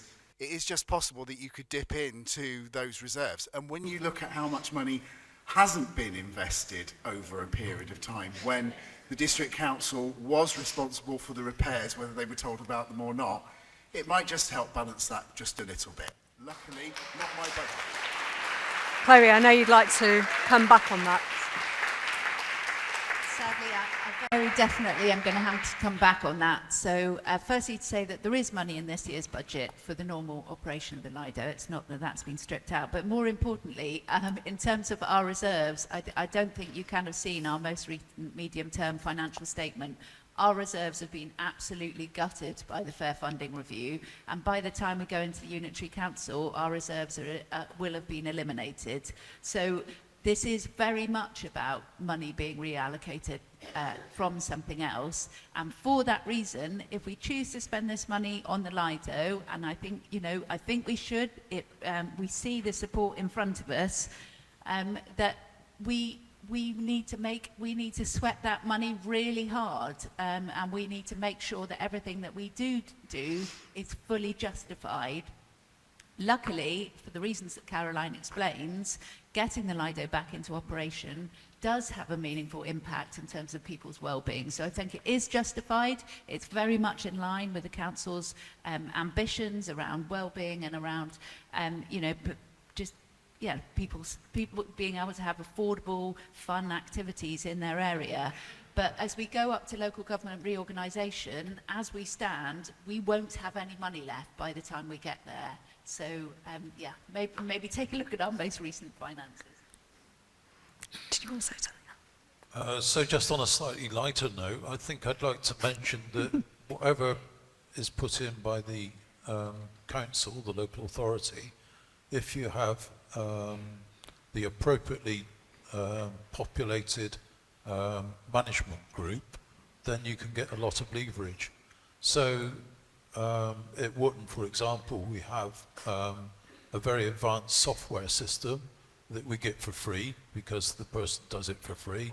We've got access to engineers who does stuff for free, plumbers, electricians, and other crafts. And what I'm trying to say is that the amount that we needed from the council to get that running was relatively small proportion because we knew we had access to these skills. And if you were to pay for those skills within the local authority, that would be a really punitive Labour bill. Okay, we have time for just one more question. Who has a nice closed question so we get a yes/no answer from the panel, please? Who's got a nice closed question? It's not time to go home yet. Alan, a little bit more. I have 3 closed questions. Excellent. Brilliant. So, Councillor Chloe Turner said that there had been a decline in use in some recent years. Was this linked to COVID lockdown and restrictions? All of these questions are on the subject of you can't manage what you don't measure. Has the council done projected accounts to measure the increased income of extended opening hours and an extended season? And what proportion of the property is being used by the council for storage, and is that income included in the accounts? Thank you. So I don't know whether, so the decline in the figures, I'm sure COVID fed into that. I fully acknowledge that the figures we have do not reflect normal circumstances over the past few years. They reflect an asset that needs a lot of love, and no doubt they reflect COVID as well. They also reflect differing weather year to year. So what we really need is, some decent average figures that smooth all of that out so we can understand what the base case is. And then, as Tim and Alan have referred to, we need to look for that future position of who are the swimmers we could get in the door by increasing the bathing load, by making the place somewhere that more people want to spend time, by extending the season, extending the opening hours, and so on, so that we've got an aspirational business case that we can put funding bids on in with, and so that we can, look to the future. In terms of projected accounts, that is the exercise that we need to do as part of putting a business case together, and I would anticipate that over time that's something that the working group will start to look towards. In terms of the proportion of the property that's used for storage, I know there's one bit that's used for storing some canoes, but The only structure that I've seen that has any storage has a load of old chairs in it, which I'm sure no one is paying for the rental of the space for, and in fact they just need disposing of. But I don't think so. And I know there's something called the canoe storage, and I think it's that building I'm talking about. That's one of those corner buildings. Andrew's shaking his head. When you come into the Lido, turn left, that the council still wants to start with them. Yeah, that's a load of old chairs and tables. I was in there with Darren recently. Oh, right. Don't, anyway. It's like the old changing room, but it has loads of council stuff still. Well, I hope the council's paying us for it. Okay, I'm going to give the final word to Caroline. Thank you. Thank you, Faye. I think the question, I'm not going to come on to all of those questions, but I did want to say something just on this point about the straws. You know, I think the point really is that there's aspects of that site which have potential to be much better used. I think the stuff about the projection of extended hours, what I've heard a few times tonight, and I did want to come back on, is that it was sort of like we need to make it a place where people want to hang out for longer. And actually, since COVID, it's been very difficult to hang out there for long periods of time if you're not a member because of the way that the sessions have been chopped up. People used to go there. I used to go there and say, come, I'll be there all afternoon, come and meet me. And I think people do want to hang out there. They'd like to hang out there even more if we could have some chips.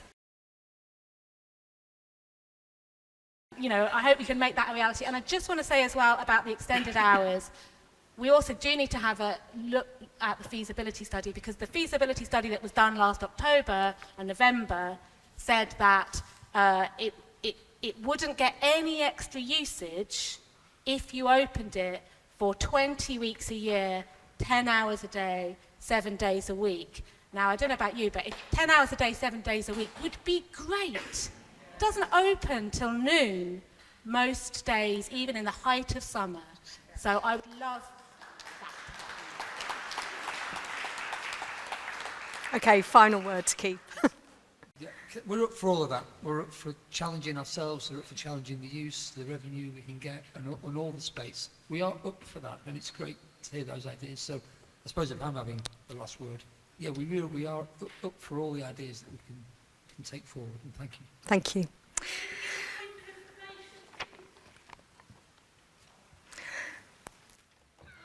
We're having to move on now. I'm so sorry. That concludes our questions this evening. I hope you found the debate interesting and informative. I'd just like to thank you all for coming this evening and for your questions. You've been a fantastic audience, Stroud. Thank you. I'd like to thank our panellists. Let's give them a big round of applause. Thank you for giving up your evening. Thank you. I'd just like to say thank you to St. Laurence Church for being a wonderful host and the use of this wonderful space. Thank you. And to Stroud Town Council and to everyone who has made tonight possible. Thank you. I'd just like to pass now back to Councillor Tony Davey, Mayor of Stroud and Chair of the Town Council. Thank you, Tony.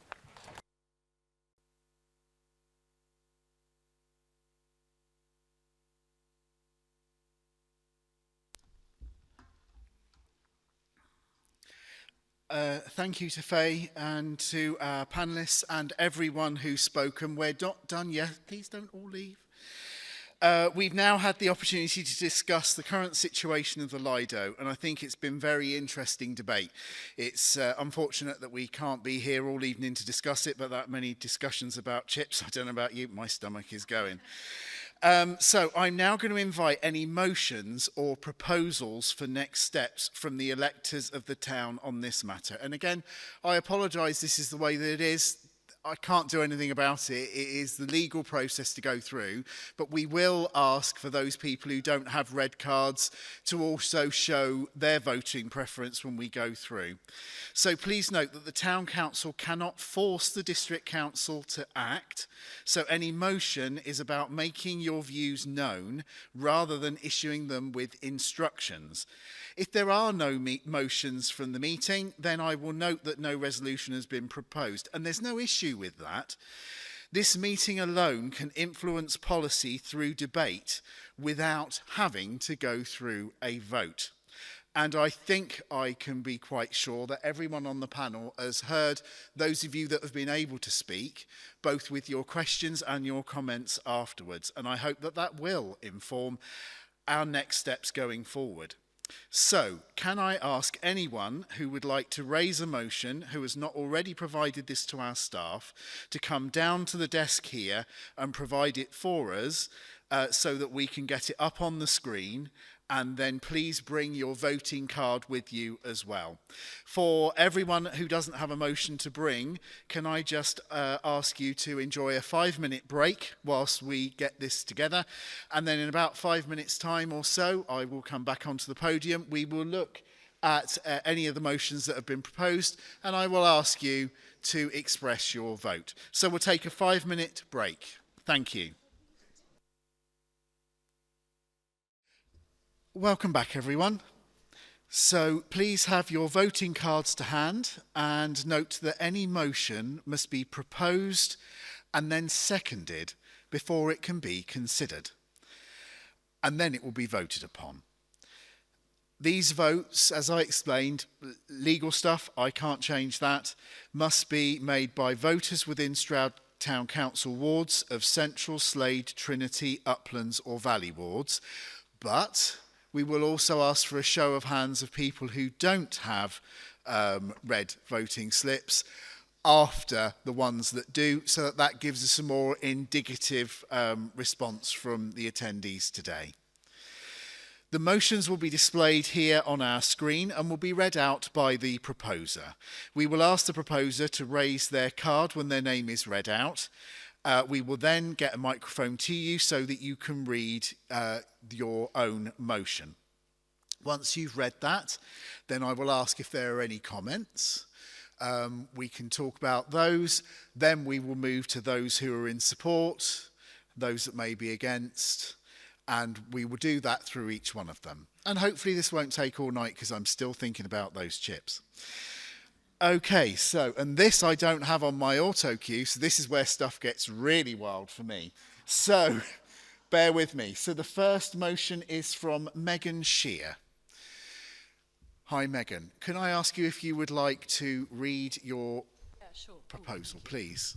I might have to get a bit closer, actually, because my eyesight's so bad. Is this on? Yeah. In recent years, the outdoor pool hasn't received the attention it deserves, and with looming local government reorganisation, its future is in peril. The Town Council has a track record of looking after local assets. I propose that this meeting calls upon the Town Council to prioritise discussions with the District Council with a view to transferring the freehold for the Lido from Stroud District Council to Stroud Town Council well in advance of local government reorganisation. Thank you. So now I will ask, are there any comments on the motion? If so, please raise your card and wait for a microphone to come to you. We have a question here. Sorry, I don't have a question as much as a comment. I hear what you say, and I think it's, you know, a decent idea. It's not possible to do it because in the run-up to local government reorganisation, the district council is not allowed to transfer any revenue generating assets to any other bodies, and that's a national ruling.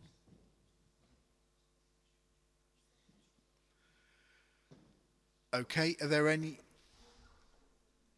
Caroline. Chloe also shaking her head. That's actually not quite right. They could do it at this stage. There's no legal impediment to them doing it yet. That legal impediment may come into force fairly soon. We don't know exactly when, but they could do that if they would get their skates on. Question here.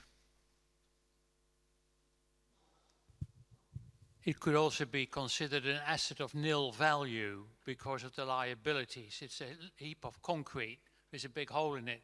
So, so it's got no value. Big hole is subjective, may I add. That's Chloe. Just to be specific about the legal position, so we will at some point be issued with a Section 24 notice, which will be a decree from the Minister that says that we can't transfer any assets above a certain value without permission from the Minister. We haven't got that yet, and we don't expect to get that till likely spring of next year, based on what's happening with other councils that are ahead of us in the process. What we have had is a letter from the Minister that makes it clear we need to be mindful of future councils, so we can't deliberately do things that would saddle future councils with a problem. I think in this case, although the Lido is an income generating asset, it also comes with liabilities, and I think there would be a decent case to answer that if we're putting the asset in the hands of the right body, and if everybody agrees that that body is Stroud Town Council, most importantly Stroud Town Council, then it would be possible to do it. Whether there's time to deliver it operationally before then is another matter, but we could certainly have a go. Thank you. We have another question just here. Thanks very much. Broadly supportive of this. I think Caroline made a point earlier which I'd just like to pick up on, which was about there's loads of unknowns about the revenue that comes in with members of Everyone Active and Active Lifestyles, or whatever it's called, the new thing. I think we need to consider the viability, the profitability of the Lido. If it were owned by a community group, or the town council would probably be subject to the percentage of membership that could come in, and if there's a revenue sharing agreement there or something. I think if it was charged for independent of the rest of the leisure centre, it would be less viable than if it could join the membership up. That feels a bit confusing. If one thing's owned by one organisation, one's owned by the other, there'd need to be a decent revenue sharing agreement between the two there. So as long as that's considered, I think it's broadly a good idea. Okay, thank you. I can't see any other hands up. I think all those are good points. I haven't picked up any of those being amendments. So on that basis, I'll ask, is there anyone who is seconding this motion?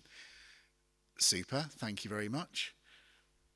Do I need a name? Yes. Could I take a note of your name for the record, please? Thank you.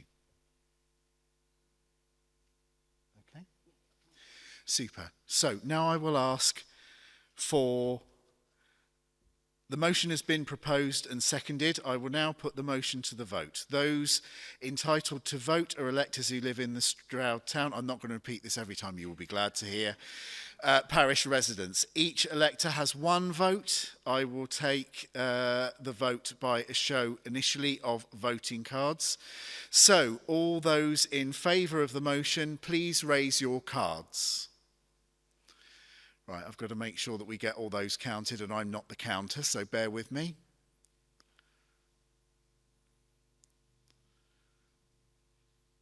Make sure you're waving them nice and high.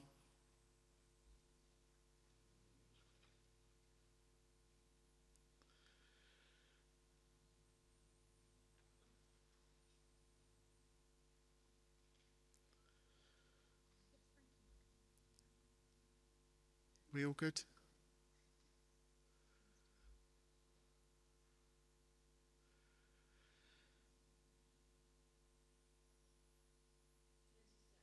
$27. Thank you. I will come to now a show of hands of those of you who do not have red voting cards who are in favour of the motion, please.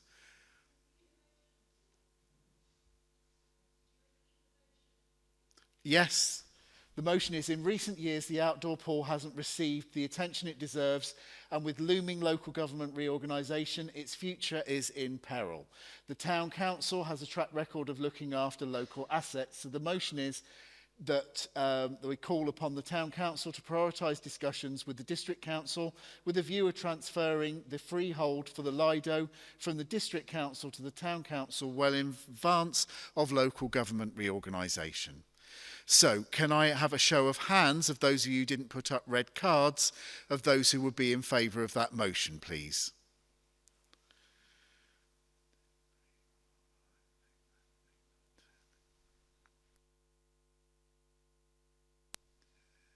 I make that 10.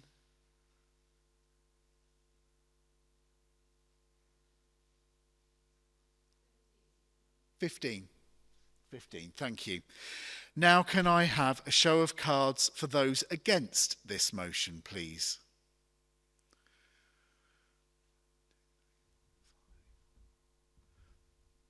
5? 6? 7? I'm just in spotlights here. Honestly, you could have all gone, I'd still be talking. And out of interest, for those who couldn't vote with a red card, those that are against? Not seeing any. And are there any abstentions that you would like to show your red cards for?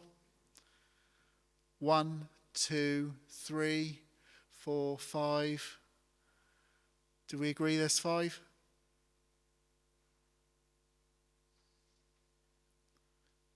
6? 6, thank you. So that motion is carried and is therefore resolved that this town meeting records that you call upon the town council to prioritise discussions with the district council with a view to transferring the freehold for the Lido from the district council to the town council well in advance of local government reorganisation. So what will happen next is we have a meeting a week tonight, and it will be one of the agenda items for us to put this to our town councillors and to discuss it. Thank you for that first motion. So next is a motion from Andy Tate. Is Andy Tate here? Could I ask you to read your motion, please? Hi, good evening. I propose that this meeting calls on Stroud District Council and Stroud Town Council commit to working together with community and other interested representatives to secure the Stratford Park Lido as an open, accessible and high quality outdoor pool for the benefit of everyone. Thank you. Does anybody have any questions or comments in relation to that motion? I see one hand here. Can you have some specifics on high quality, please? As it is your motion, would you like to add your view on high quality? Full of water. Okay, so your bar's really low then. Well painted. Kind of nice line, like liner on the bottom, or kind of like even surface. Chips. So would have hot showers. Would have safe and adequate quality be yeah.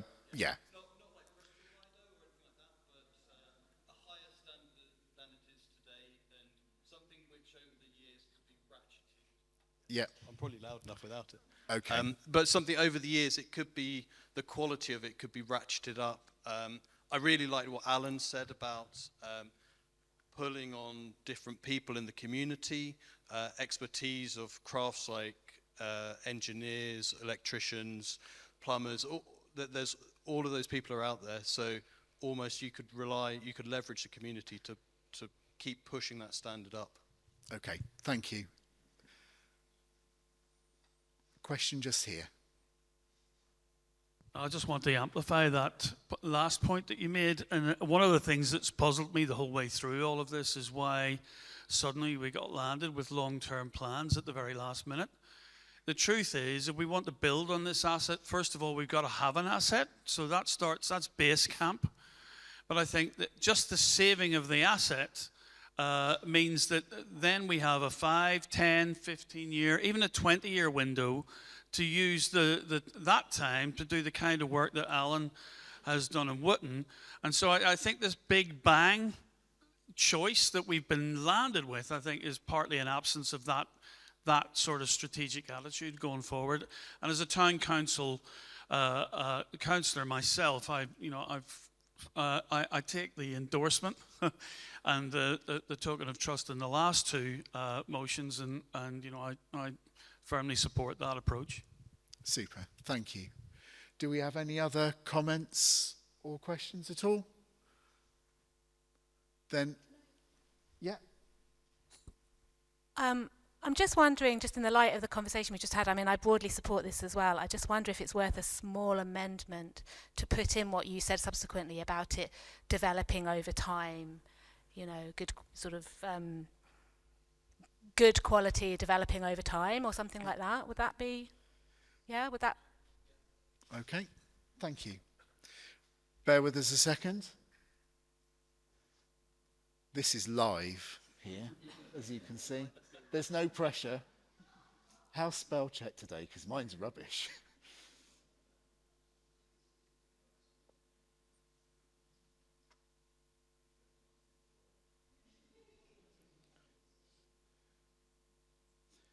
Okay, so the amended proposal is: this meeting calls on the District Council and Town Council to commit to working together with community and other interested representatives to secure the Stratford Park Lido or open air pool, I don't want a discussion on that tonight, please, as an open, accessible and safe, higher quality, developing over time outdoor pool for the benefit of everyone.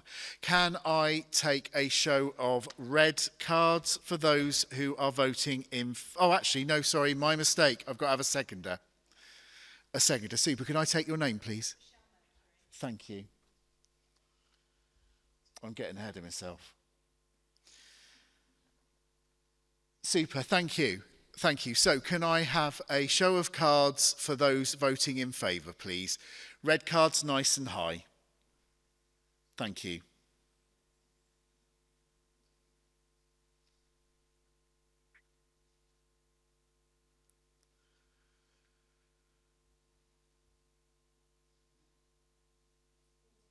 $44, thank you. And for those who aren't residents and don't have red cards, can I have a quick show of hands of those who are in favour, please?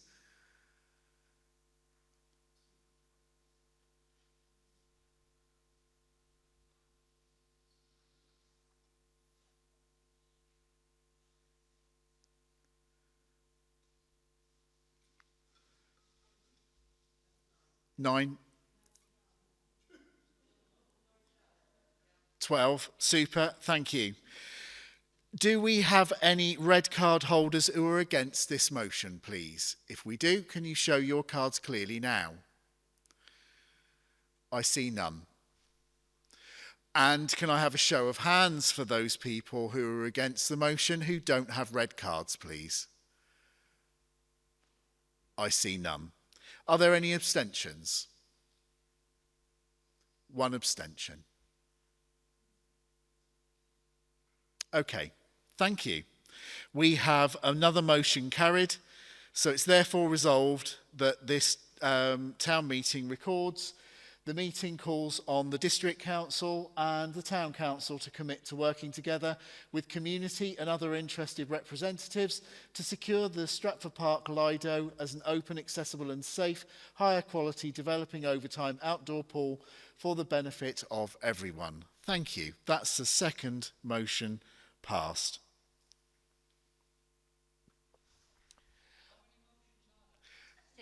Six. We'll be almost halfway through, and it very much depends on how quickly you read yours out, Lucas. So the next motion is from you. Could I ask you to read your motion, please? I'll see it from here, but I want the District Council to make ample staff and financial resources available to facilitate the transition to community ownership. Yeah. Thank you. To public ownership. So Lucas calls on this meeting to request that District Council makes ample resources, both human and financial, available for the transition to public ownership of the Lido. Do we have any comments or questions on that motion, please? Yes.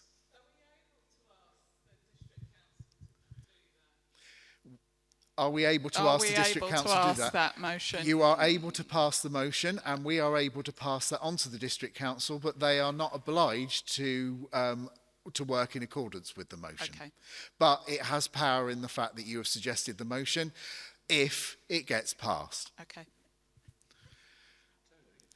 Yes. Can I ask whoever asked that question a point of clarification? It's currently in public ownership. Do you mean into community ownership? Okay, so technically it's in public ownership at the moment, but you're talking about transferring to a community asset transfer, and just community or some sort of hybrid? Because this is, you should probably do it just as 100% community ownership, because that might be instructive.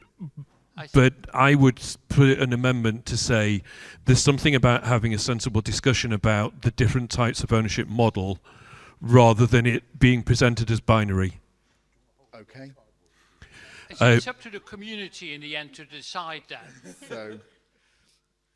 So as a community or hybrid ownership model, would that be right? Yeah, a community or, yeah, okay.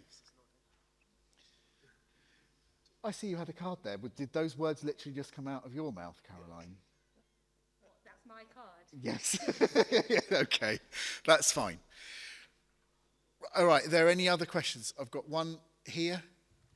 Yeah, would you consider amending that to after essential works have been carried out, so that it's handed to the community having been repaired? Would you agree to an amendment to have that to say after appropriate remedial works have been completed? Is that right? Thank you. Yes? You're getting your steps in tonight, that's for sure. Just a slight, that last amendment, I think, kind of goes out of kilter with the rest, because we're asking them to make ample resources, human and financial, available after the appropriate remedial works have been completed. So there's a semantic problem with the motion, that's all. Okay, so if we put a Fix. Can I propose something I think will fix it? If we said rather than after appropriate remedial works has been completed, something like including ensuring appropriate remedial works. Would that make sense? Would you? Including ensuring. Yeah. Are you happy with that? Yeah. Mindful of time. Thank you. Are there any other questions or comments on this one before I move to a vote? I can't see any hands. Can't see anything. All I can see is that light. Okay. So, do we have a seconder, please? Yeah, super, thank you. Caroline seconds that.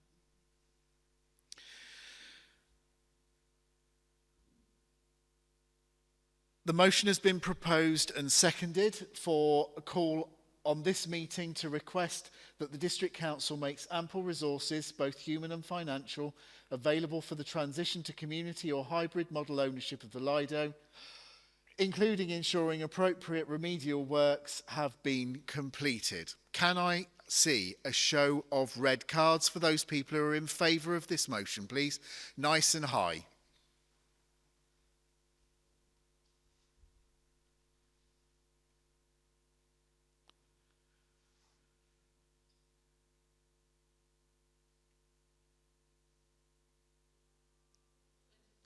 $26. Thank you. There's a charge coming by the sounds of it. And for those who don't have red cards, nothing would surprise me tonight, don't have red cards, a show of hands in support, please. 1, 2, 3, 4, 5, 6.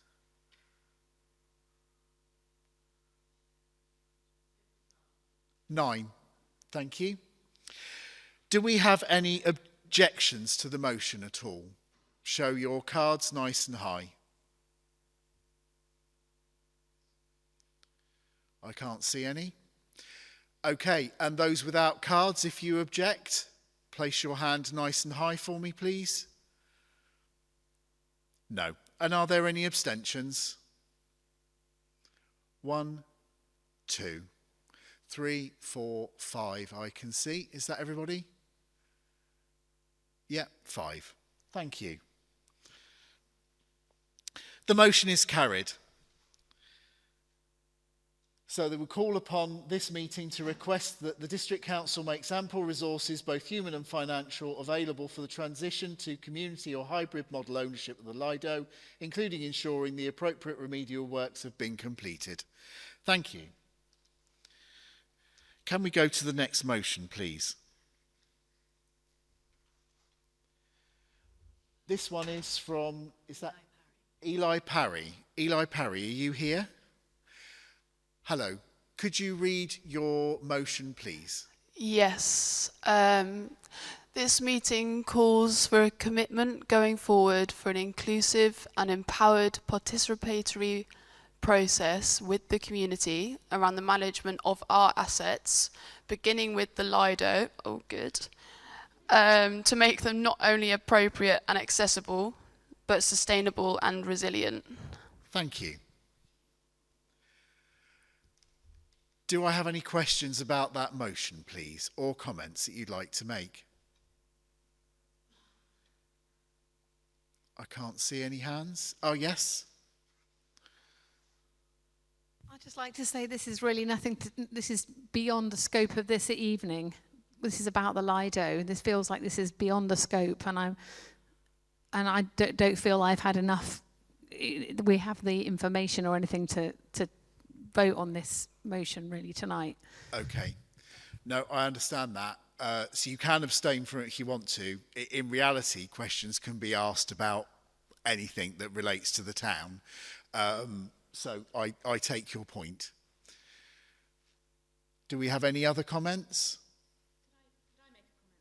Yes. I just wanted to say the point about accessibility is really important, and there was money put in a budget a couple of years ago for some accessibility improvements, which I don't quite know what happened there, so I would really welcome this.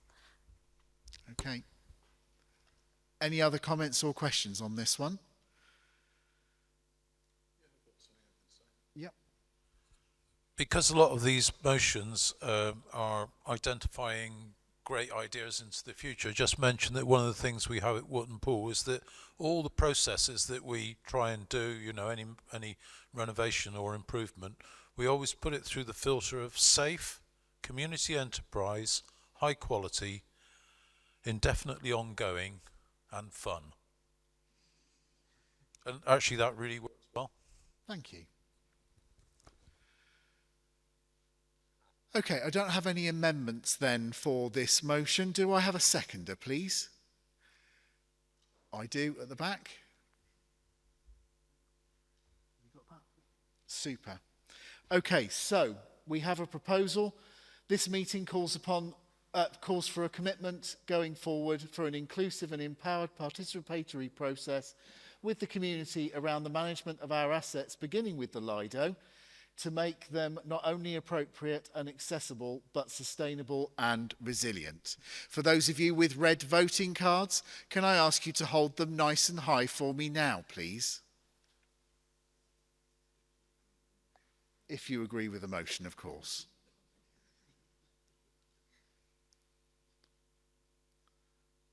We've done one or two of these, I think. 25. Thank you. And those without voting cards that are in support of the motion, can I ask you to show your hands, please?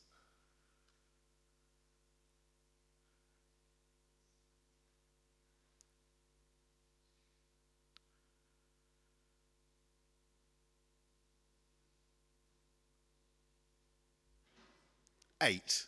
Thank you. Can I see a show of cards for anybody who objects to this motion, please? I can't see any. And a show of hands for anybody who objects. I still don't see any. No? Okay, thank you. And do we have any abstentions? 1, 2, 3, 4, I can see. Thank you. 4, and a show of hands for abstentions? 1. Thank you.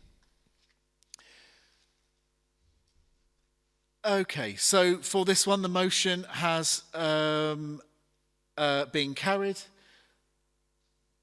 This meeting calls for a commitment to ongoing for inclusive and empowered participatory process with community around the management of our assets, beginning with the Lido, to make them not only appropriate and accessible, but sustainable and resilient. Thank you. Our next, please. This one is from Ben. Thanks.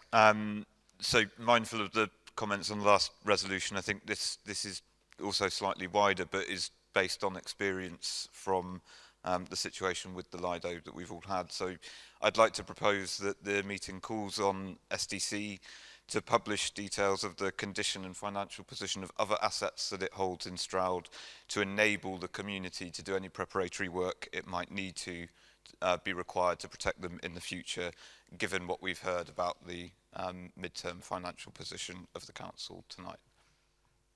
Thank you.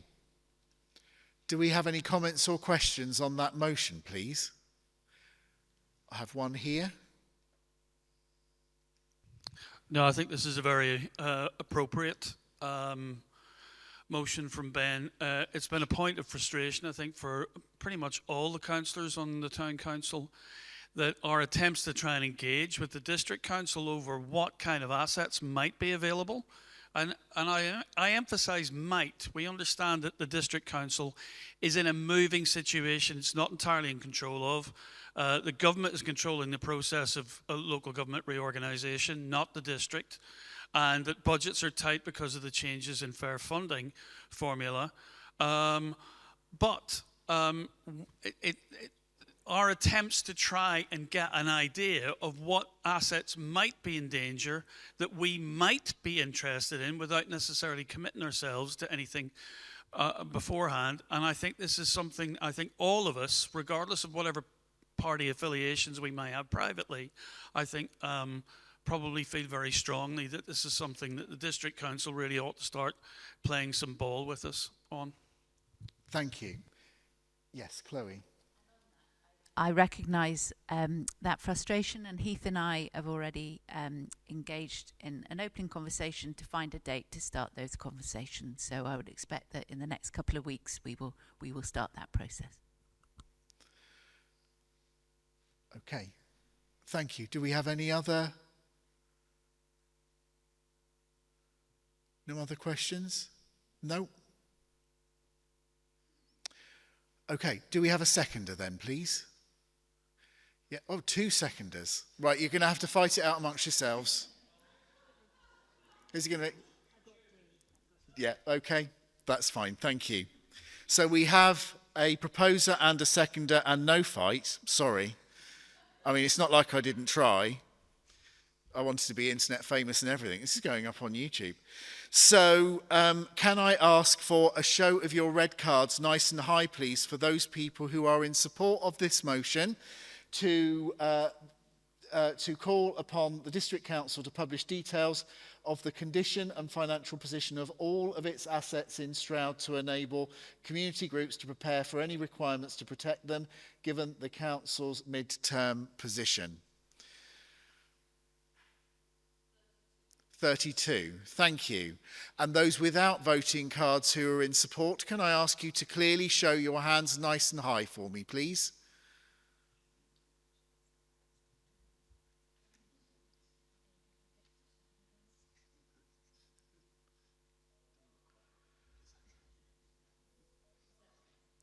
Seven. Thank you. Can I have a show of red cards for those who are against the motion, please? No, don't see any. And a show of hands for those who are against the motion. Okay. Am I supposed to dance at this point? And can I see any abstentions, please? 1, 2... And hands for abstentions? Can't see any. Okay, thank you. Then this motion is passed that the meeting calls upon the District Council to publish details of the condition and financial position of all of its assets in Stroud to enable community groups to prepare for any requirements to protect them, given the Council's mid-term position. Thank you. Can we have the next motion? Is this the last one? This is the last one. Yay. This is from Mick Fealty. For me, a couple of times before, I'm a town councillor representing Valley Ward. I'm also a father and a grandfather of children who've used the Lido in the past. What I would say was I was prepared to come to this meeting with a motion of no confidence in the District Council. I think I've heard enough goodwill coming from the panel, coming from the leadership. I do have some questions. I've heard time frames that go from 3 to 4 weeks or as late as the 26th of June. I'm trusting that Caroline and her team will keep the fate of the District Council's well, all of that's us. not making All any of sense. us. I think it's been a hard watch for those of us outside the District Council. We've seen 2 committee meetings, quite fraught, quite difficult, some degree of confrontation to try, both from the public and I think from the Labour group on the town council. But I have to say, I think tonight the leadership has proved that they should have our trust and support. However, I think what would enhance that trust and support is, and I now will read the proposal, so I propose that the Town Council take over the facilitation, management and oversight of the Lido working group to bring active stakeholders groups together with a view to securing the rapid, and I think time as well as money is critical here, the rapid yet safe reopening of the Lido at the earliest possible responsible opportunity, facilitating meetings of stakeholders to plan a robust and prosperous future for the Lido for years to come. Thank you. Do I have any comments or questions about that motion? Got one at the back. Thank you. I think it's an understandable motion, but I think we have to take account of the fact, as we said earlier on, that the Lido is used by people from much further than Stroud Town Council boundaries. So I think if we're going to propose this, we need to justify that to Keynes Cross, Rodborough, Brimscombe, etc., etc. Okay. So do you have an amendment to that? Not as such. I think it makes an amendment quite difficult. Okay, thank you. Yes, Chloe. I just observed that with the earlier motion, which was, I think, broadly supported by the room, was an ask that the District Council work towards community ownership after necessary repairs have been done. That, for me, implies that ownership would stay in the District Council probably for the majority of the period while the District Council still exists. And it would be strange for a working group about an asset owned by the District Council to not be run by the District Council, because only the District Council can make its officers do things. Having said that, all of our panels and groups and committees and working groups do choose their own chairs. So the stakeholders in the room ultimately will be the people who choose the chair of that meeting, and then that will be respected, and that person will shape the agenda alongside officers. Okay. Could I just make a comment also that as it's proposed at the moment, the working group is not about the reopening of the Lido this summer. That's a piece of work going on already. The working group, I mean, you could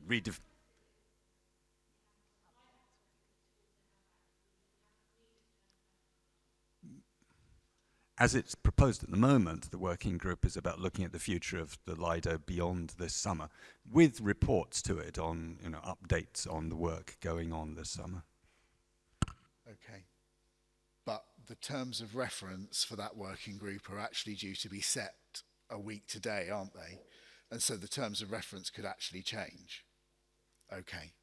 So do you have any requests for amendments to this motion, or are you just making comments?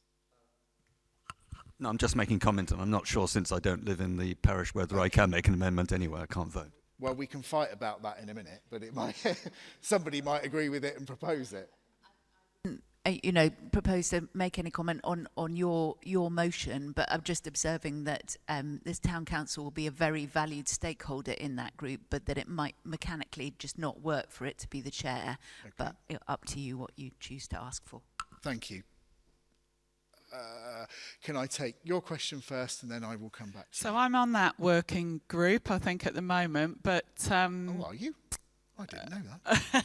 Well, I was asked if I wanted to be, and I've put myself forward, but presumably I'm very happy for as the makeup as it is. I'm just wondering if it's worth just reiterating what the makeup of that working group is quickly. So officers, town council officers and members, a representative from the MP's office, Friends of the Lido and Save Our Lido Stroud. That's the opening bid for membership, but if it becomes apparent that other people need to be members, we're absolutely open to that.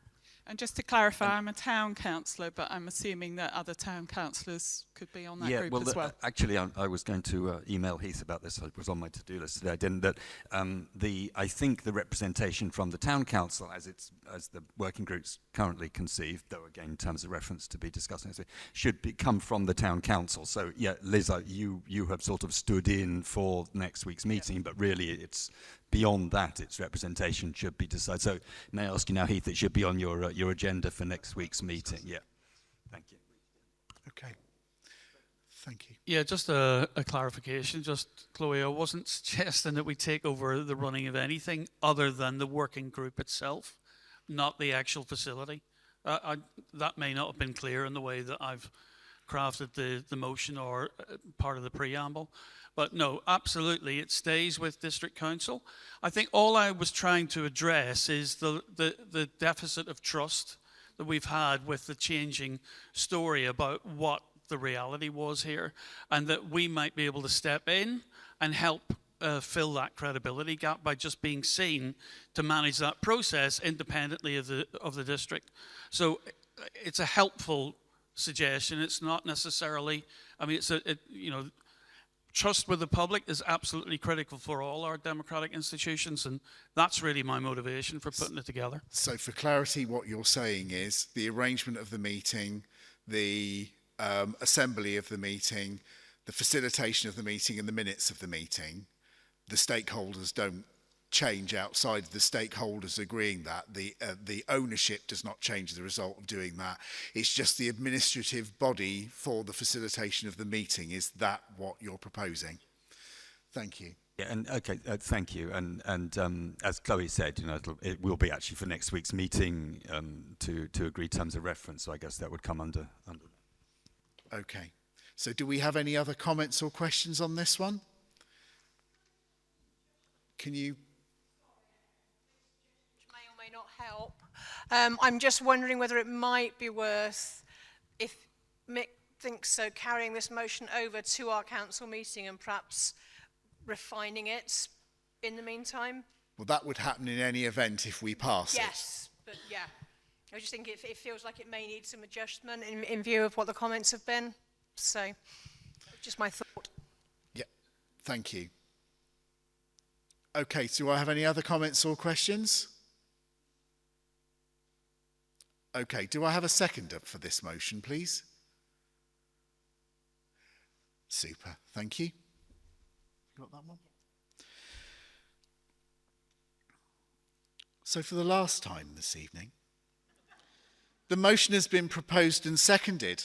So I will now put the motion to a vote. And the motion is the Town Council take over the facilitation, management and oversight of the Lido working group, bringing the active stakeholder groups together with a view to securing the rapid yet safe reopening of the Lido at the earliest responsible opportunity, and facilitating meetings of stakeholders to plan a robust and prosperous future for the Lido for years to come. I don't need this, do I? I've got a big mouth anyway. So, can I ask for a clear show of red cards of those that are in favour of this motion, please?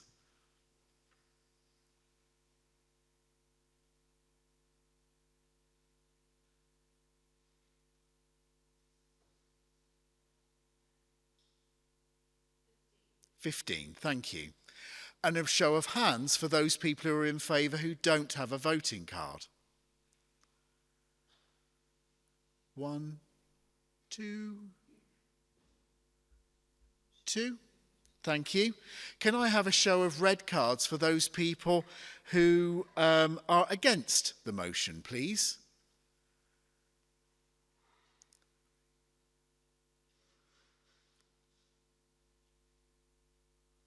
4. 5. Thank you. 5. And a show of hands for those who don't have red cards who are against the motion, please.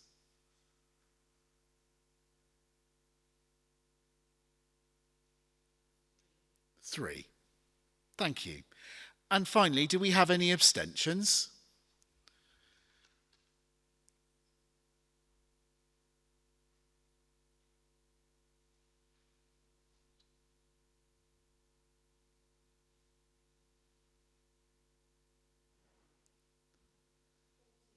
$14. Thank you. And anyone wants a show of hands for abstentions who don't have a red card? Can't see any. Oh, one at the back at least. 1. Thank you. That's carried. That motion is carried. So we will take to our town council meeting that the town council take over the facilitation, management and oversight of the Lido working group, bringing the active stakeholder groups together with a view to securing the rapid yet safe reopening of the Lido at the earliest responsible opportunity, and facilitating meetings of stakeholders to plan a robust and prosperous future for the Lido for years to come. Thank you. So that brings us to the end of the evening. So I thank you all for coming this evening. Minutes of the whole meeting will be made available on Stroud Town Council's website at stroudtown.gov.uk, as will the meeting recording.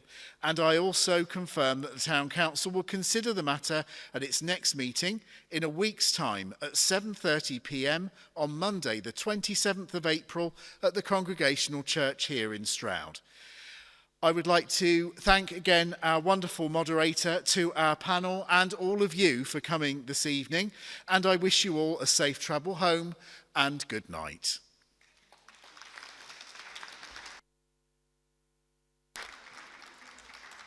Now I want chips. Right.